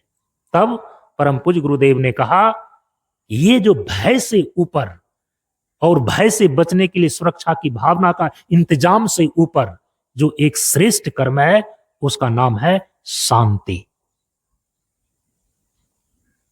भय की प्रवृत्ति से ऊपर जो श्रेष्ठ एक वृत्ति है, उसका नाम है शांति। और इस शांति को प्राप्त करने का तुम अपने भीतर प्रयास करो, इससे मनुष्य की श्रेष्ठता सिद्ध होती है। और शांति किसको बोलते हैं? चेतना की समानता को शांति कहते हैं। शांति शून्य है और शून्य बराबर सत्य है। जब आप अपने भीतर चेतना की समानता को प्राप्त करने का अभ्यास करते हैं ना, इससे जो आपके भीतर एक चेतना का स्थैर्य प्राप्त होता है, तो चेतना में क्रांति के बाद जो जीवन में शांति आती है, वह युद्ध के मैदान में भी भंग नहीं होती है, चाहे आपकी परिस्थिति कैसी भी हो जाए।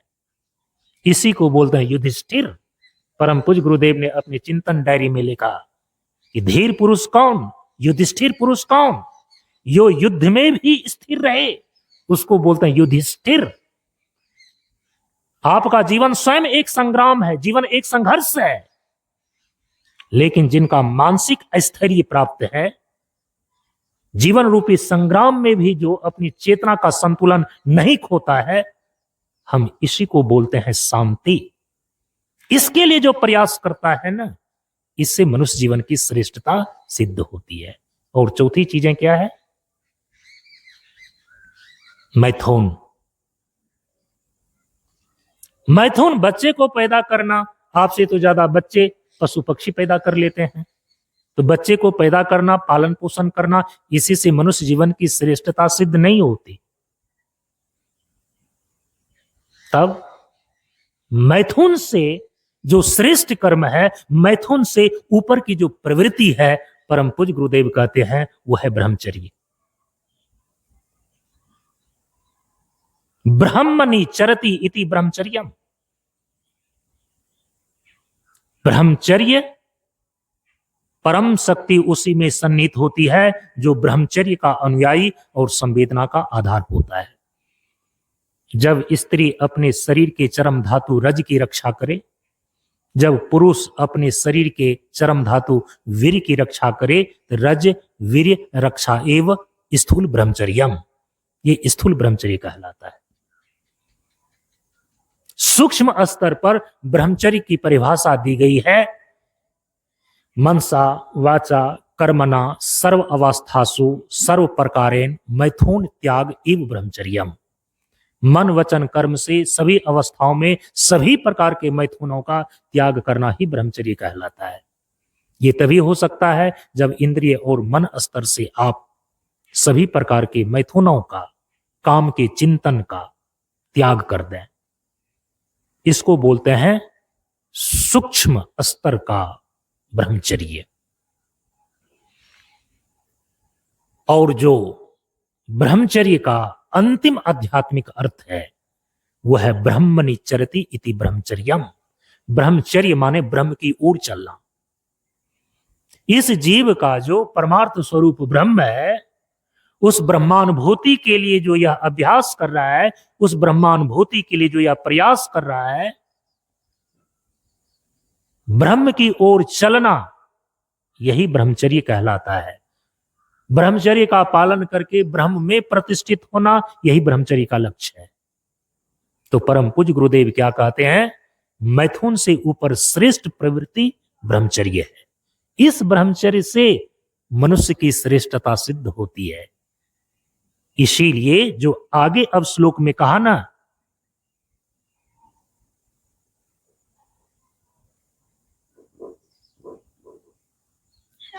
कि आहार निद्रा भय मैथुनश्च सामान्यम एतत् पशु भी नरानाम, ये चार प्रकार की प्रवृत्तियां तो मनुष्य और पशु में एक समान पाई जाती है। फिर विशेष चीज क्या है जिसके कारण से मनुष्य श्रेष्ठ कहलाएगा? तो परम पूज्य गुरुदेव ने चारों प्रकार की प्रवृत्तियों से श्रेष्ठ और ऊपर की जो प्रवृत्ति है वो बतला दिया। आहार की जगह उपवास, निद्रा की जगह ध्यान और समाधि, भय की जगह शांति का अनुभव और अनुभूति, मैथुन की जगह ब्रह्मचर्य का अभ्यास। ये अधिकम, ये विशेष चीज है जो मनुष्य को श्रेष्ठ सिद्ध करता है। तो वहां उत्तर गीता में आगे लिख रहे हैं, ये चारों प्रकार की प्रवृत्तियां आहार निद्रा भय मैथुन, ये तो पशु पक्षी दोनों में एक समान पाए जाते हैं। यदि मनुष्य भी आहार निद्रा भय और मैथुन तक ही सीमित है, तो फिर पशु से ये श्रेष्ठ कैसे कहला सकता है? इनकी श्रेष्ठता को सिद्ध करने का कोई विशेष चीज तो होनी चाहिए ना। तो कहा कि ज्ञानम अधिकम विशेषो।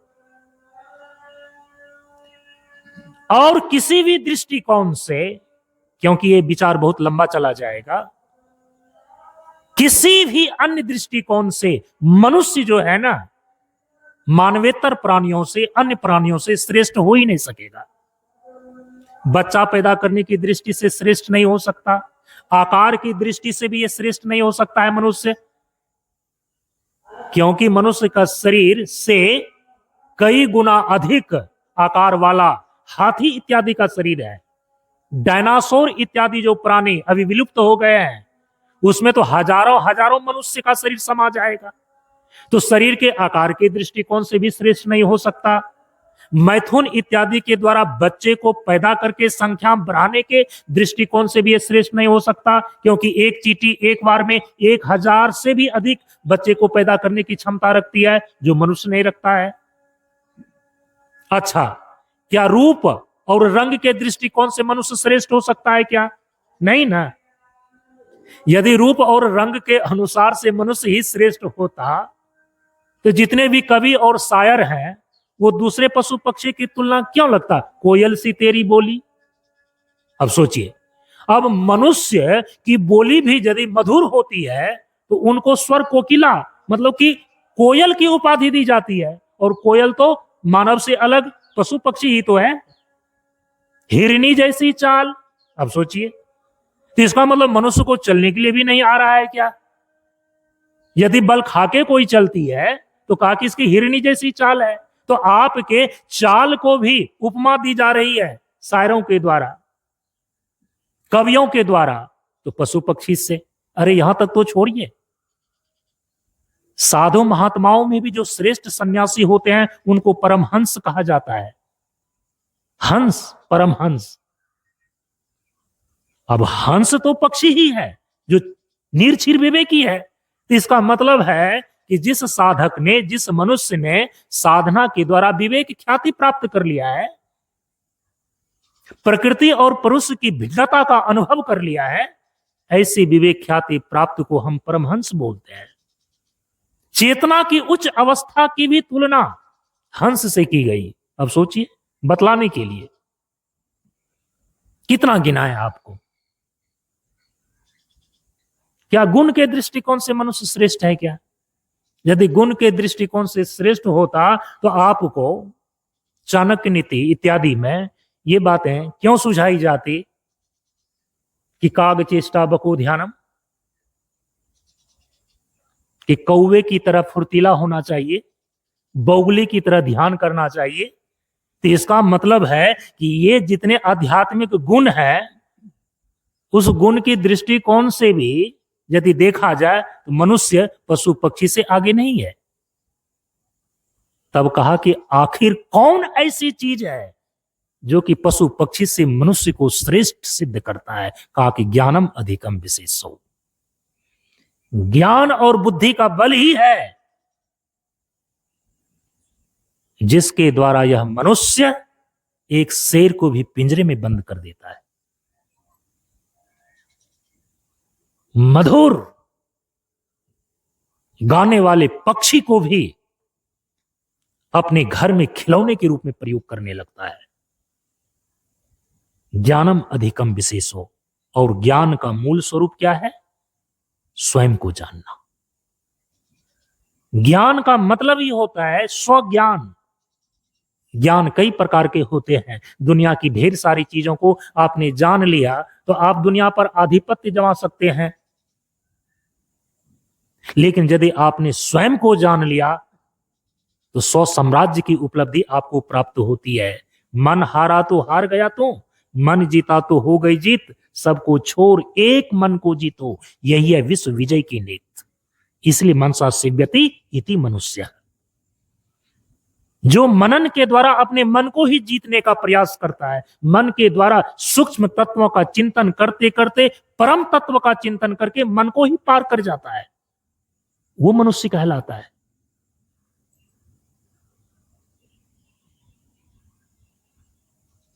ज्ञानम अधिकम विशेषो, केवल ज्ञान ही एक ऐसा तत्व है जो मनुष्य को अन्य प्राणियों से श्रेष्ठ सिद्ध करता है।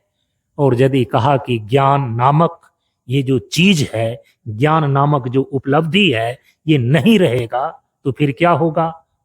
तो कहा कि अभी तो बता करके आया हूं कि और किसी मामले में तो पशु पक्षी से आगे नहीं बढ़ सकते हो, न गुण में, न आकार में, न उत्पत्ति में। इसीलिए अंत में कहा कि ज्ञानेन हीना मनुष्य पशु भी समान। यदि ज्ञान का विकास नहीं किया, चेतना का विकास नहीं किया, स्वयं को जानने का प्रयास नहीं किया, तो फिर वह मनुष्य के आकार में, कहा कि बिना सींग और पूंछ का मानो कि पशु ही है। अंतर केवल इतना ही है कि सामने जो पशु की आकृति दिखाई दे रही है उसमें सींग और पूंछ लगे हुए हैं, और ये सामने जो मनुष्य तुमको दिखाई दे रहा है ये पशु ही है, क्योंकि ज्ञान से हीन है। अंतर केवल इनके शरीर के आकार में यही है कि आगे सिंह और पीछे पूंछ नहीं लगा हुआ है। सिंह और पूंछ से रहित पशु ही है ऐसा मनुष्य जो ज्ञान से हीन है। ये हुआ व्युत्पत्ति अर्थ मनुष्य का। मनुष्य के शरीर में जब तक यह जीव निवास कर रहा है, ये मनुष्य जीवन कहलाता है और मनुष्य जीवन की श्रेष्ठता है एकमात्र ज्ञान से। एक मनुष्य की और परिभाषा जो दी गई है, परंपरागत रूप से पुराणों में यह बतलाया गया है, मनु की संतान होने के कारण से हम मनुष्य कहलाते हैं। मनुष्य माने मनु की संतान, और मनु शब्द भी ना मनन से ही आया हुआ है। ऐसे पुराणों में मनु कौन है? मनु के अनुसार से ही मनवंतर भी चलते हैं। मनु और शत्रुपा का नाम आपने सुना है ना। इस बार की जो अभी सृष्टि चल रही है, जल उत्प्लावन के बाद वाली सृष्टि में हम सभी लोग निवास कर रहे हैं। फिर ये विचार का प्रसंग जो है कि विषयांतर हो जाएगा। कर्मिक रूप से सृष्टि का प्रलय होता है, तो कल्प के बाद जो एक नई सृष्टि का आरंभ होता है, जिसको कल्पांतर बोलते हैं। हम लोग अभी वर्तमान में जिस सृष्टि के खंड में, जिस सृष्टि में अभी निवास कर रहे हैं, उसके पहले तो जल तत्व का, पृथ्वी का जल तत्व में प्रलय हुआ था। इसीलिए इस बार हम लोग जिस सृष्टि में अभी चल रहे हैं, इसका जब प्रलय होगा ना, तो जल तत्व का प्रलय होगा अग्नि में। बहुत बच्चे से हम लोग बूढ़े बुजुर्गों से सुनते हुए चले आ रहे हैं कि अरे ऐसा कलयुग आएगा, ऐसा कलयुग आएगा कि हर जगह लाल घोड़ा ही दौड़ेगा। क्या है ये लाल घोड़ा भाई? प्रतीकात्मक भाषा है। लाल घोड़ा का मतलब है कि आग ही आग होगा। कल्पना कीजिए, क्योंकि जिस क्रम से अभी कुछ देर पहले मैंने आपको बताया, परमात्मा के आदि संकल्प से जो सृष्टि होती है, तथा आकाश संभूत, पहले आकाश, आकाशात वायु, वायुर अग्नि, अग्निर आपः, अद्भय पृथ्वी, उसके विपरीत क्रम से लय होगा। तो हम लोग जिस सृष्टि में निवास कर रहे हैं, इसके पहले जो सृष्टि का लय हुआ ना, वो पूरी की पूरी पृथ्वी जल में प्रवेश कर गई, मतलब जल रूप हो गया। अब जल रूप होकर के फिर से सृष्टि का आरंभ हुआ। जयशंकर प्रसाद का बहुत पहले मैं अपने स्कूल के जीवन में, एक उनका महाकाव्य है कामायनी, आप पढ़ना उसको। उसमें मनु और शत्रुपा का जो उसमें चित्र खींचा गया है, इतना वह काव्यात्मक है। यदि काव्य की भाषा से आप परिचित हो, बहुत आपको आनंद आएगा। ये साहित्य का आनंद है। उसमें बतलाया गया है कि किस प्रकार से पूरी पृथ्वी जलमग्न हो गई है, पूरा का पूरा पृथ्वी जल में लय कर गया है। और वह प्रलय जो कि पृथ्वी का जल में होना है, उसके पहले ही एक नेपथ्य से आवाज आती है, एक आकाशवाणी होती है। क्या आकाशवाणी होती है? कि अब पृथ्वी का लय जल में होने वाला है, पृथ्वी का कोई भी हिस्सा नहीं बचेगा। इसीलिए हे मनु, उस समय जो मनुष्यों का प्रतिनिधित्व करने वाला होगा, राजा, ऋषि, मनु, उनको आकाशवाणी होती है कि जितने भी जीव की जोड़ी है पृथ्वी पर, उसको लेकर के आप एक नौका में बैठ जाएं, क्योंकि बीज की रक्षा करनी है। जब तक ये पृथ्वी जल में लय की हुई रहेगी, आप इस पृथ्वी के प्राणियों की एक एक जोड़ी को नाव में लेकर के सुरक्षित रखें, और फिर वहां से जल से पृथ्वी का निर्माण होगा और सारे प्राणियों का जीवन का आरंभ होगा। तो वहां पर मनु और शत्रुपा सभी प्राणियों के एक एक जोड़ी को लेकर के नाव में बैठे हुए हैं और पूरा का पूरा पृथ्वी जलमग्न हो गया है। उसी चित्र को खींचा गया है कामायनी नामक महाकाव्य में जयशंकर प्रसाद के द्वारा। आप उनको एक बार पढ़िएगा। मनु की संतान होने के कारण से हम मनुष्य कहलाते हैं और मनु शब्द भी मनन करने की क्षमता से ही आया हुआ है। ये अब ये जो मनुष्य जीवन में हम सभी लोग परमात्मा की अहेतु की कृपा से हम लोग यहां तक पहुंचे हैं। बड़े भाग मानुष तन पावा, सुर दुर्लभ सदग्रंथ ही गावा। सभी ग्रंथों ने, सभी शास्त्रों ने एक स्वर में यही गाया है कि मनुष्य का शरीर इस जीव को बड़े भाग से प्राप्त हुआ है। बड़े भाग मानुष तन पावा, सुर दुर्लभ। सुर का अर्थ होता है देवता। यह देवताओं को भी दुर्लभ है क्योंकि देव योनि भी भोग प्रधान है। मनुष्य को छोड़ करके जितने भी योनियां हैं, 84 लाख प्रकार की योनियां, पशु पक्षी कीट पतंग, ये निकृष्ट भोग योनि है। लेकिन जो देवी देवता शरीर के दृष्टिकोण से, भोग के दृष्टिकोण से देवी देवता उच्च योनि कहलाते हैं। लेकिन उच्च योनि होने के बाद भी वह भोग योनि के अंदर ही आता है, वह कर्म योनि नहीं है। मनुष्य ही केवल कर्म योनि है। कर्म योनि का यहां पर मतलब होता है वह उस पुरुषार्थ को कर सकता है। कर्म का मतलब है पुरुषार्थ। कर्म योनि का मतलब है कि अच्छे बुरे कर्मों का फल तो यह प्राप्त करता है, लेकिन ऐसे कर्म पुरुषार्थ को भी करने का इसी मनुष्य शरीर के अंदर इस जीव को अवसर प्राप्त होता है, जिसके द्वारा यह सभी प्रकार के कर्म बंधनों को काट सकता है, कर्म की सीमा को पार कर सकता है और अपने जीवन में जीवन के परम पुरुषार्थ मोक्ष को सिद्ध कर सकता है। इसीलिए देव दुर्लभ माना गया। ऐसे देवताओं में भी छांदोग्य उपनिषद इत्यादि के अंदर ऐसा आख्यान प्राप्त होता है कि देवराज इंद्र और असुरराज विरोचन ब्रह्मा जी के पास आत्मज्ञान प्राप्त करने के लिए गए थे, लेकिन असुरराज विरोचन पूर्ण आत्मज्ञान प्राप्त नहीं कर सके और उन्होंने देह को ही आत्मा समझ करके, क्योंकि जो ब्रह्मा जी के द्वारा आत्मज्ञान करने का, आत्मज्ञान देने का प्रशिक्षण चलाया जा रहा था, उनके प्रथम चरण को ही पूरा करके वो घर वापस आ गया असुरराज विरोचन। और उन्होंने आकर के कहा कि ब्रह्मा जी से मैंने ज्ञान प्राप्त कर लिया है, आत्मज्ञान हो गया है। आत्मा क्या है? यह शरीर ही आत्मा है, इसीलिए खूब खाओ पियो और मौज मस्ती करो। कहा जाता है उसी असुरराज विरोचन के उसी विचार को लेकर के बाद में चार्वाक दर्शन का निर्माण हुआ।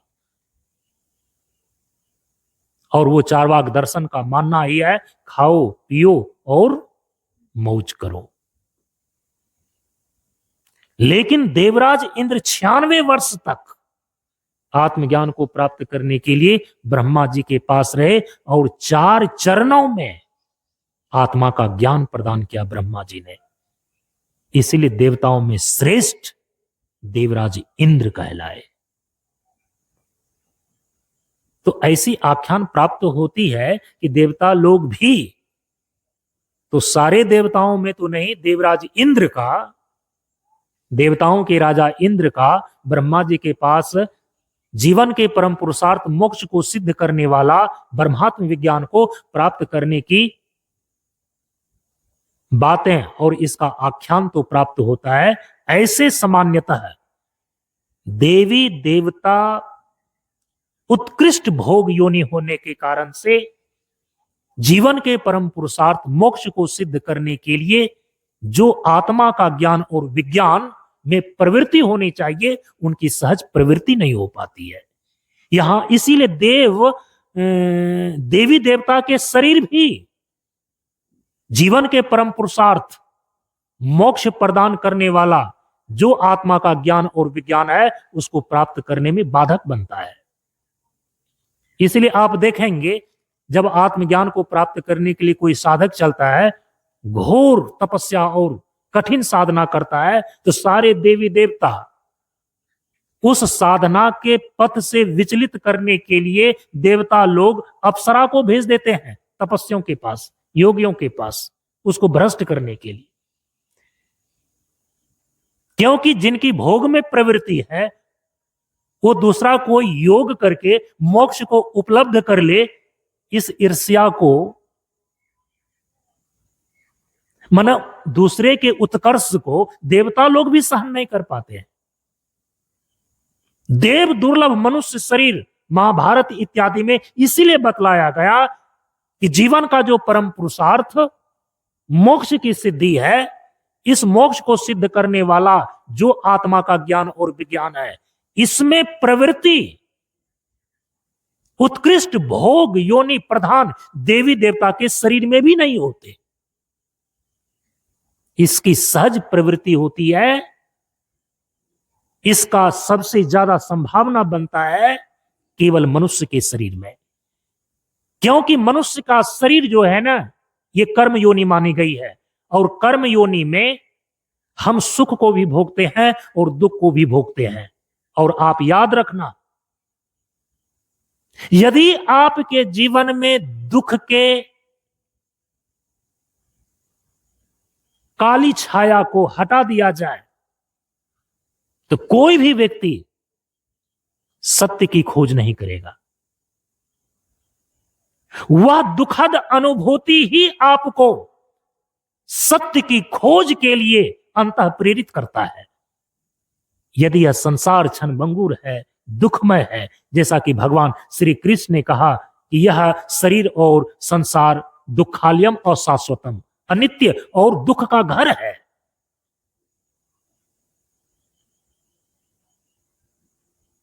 यदि दुख की अनुभूति नहीं हो तो कोई भी व्यक्ति सत्य की खोज के लिए अंतः प्रेरित नहीं हो सकेगा। भगवान बुद्ध ने भी जब दुख को देखा, रोगी के रूप में, वृद्ध के रूप में, मृत व्यक्ति के रूप में, तब उसके अंदर इस दुखों का अंत करने का उपाय क्या है, इस परम सत्य और परम ज्ञान की खोज के लिए उन्होंने अपने राजकुमार के जीवन का त्याग कर दिया, राजमहल का त्याग कर दिया। आप क्या समझते हैं, आपके जीवन में जो दुख है ये बहुत बुरी चीज है। अविवेकियों के लिए शंकराचार्य महाराज कहते हैं, अविवेकियों के लिए जीवन में आया हुआ दुख उनके लिए बुरी चीज होती है, लेकिन जो विवेकी लोग होते हैं ना, यही दुख सत्य की खोज का द्वार बनता है। यही दुख जो है उसके अंदर वैराग्य को जन्म देने का कारण बनता है। तो विवेकियों के लिए दुख जो है ना, ये भी मोक्ष को प्राप्त करने का साधन है, क्योंकि ये वैराग्य का हेतु बनता है, सत्य की खोज के लिए आपको अंतः प्रेरित करता है। जो देवी देवता है वो तो अपने पुण्य की प्रगल्भता से स्वर्ग में उत्तम से उत्तम भोगों को भोगने में ही इतना वह लिप्त रहता है, इतना ही लिप्त रहता है, वो भूल ही जाता है कि जीवन में किसी प्रकार का दुख है।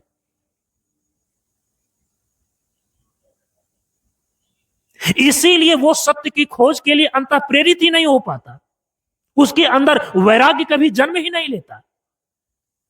माने मोक्ष प्राप्त करने की जितनी भी संभावनाएं हैं देवी देवता के शरीर में, वे द्वार बंद हो जाते हैं। इसीलिए मनुष्य का जीवन देव दुर्लभ माना गया। मनुष्य के जीवन में जो सुख दुख ये दोनों दिन और रात की तरह आते हैं, आपके जीवन को एक नए तरीके से ये तराशता है। इसीलिए परम पूज्य गुरुदेव ने कहा कि जहां सुख है वहां दुख है, जहां दुख है वहां सुख है। दुख द्वार है सत्य की खोज का। इसीलिए मनुष्य जीवन देव दुर्लभ माना गया।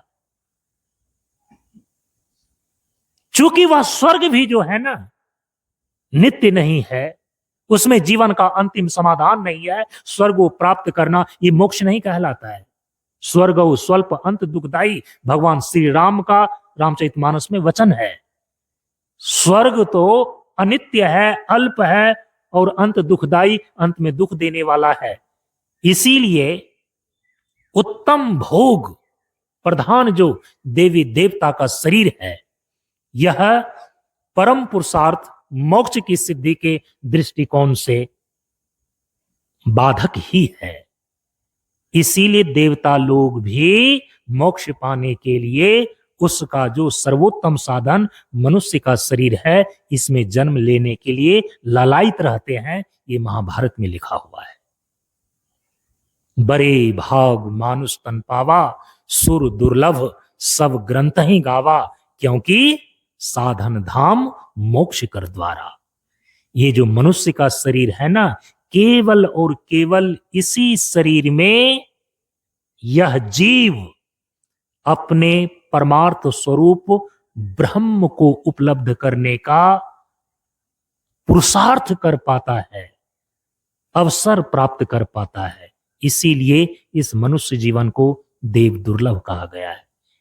कल अंतिम सत्संग है। इस संदर्भ में कल हम अंतिम विचार प्रस्तुत करेंगे। आज अपनी वाणी को यहीं पर विराम देते हैं। परम पूज्य गुरुदेव के श्री चरणों में नमन करते हुए ओम पूर्णमदः पूर्णमिदं पूर्णात् पूर्णमुदच्यते पूर्णस्य पूर्णमादाय पूर्णमेवावशिष्यते। ओम शांति शांति शांति। हरि ओम। श्री गुरुभ्यो नमः। हरि ओम।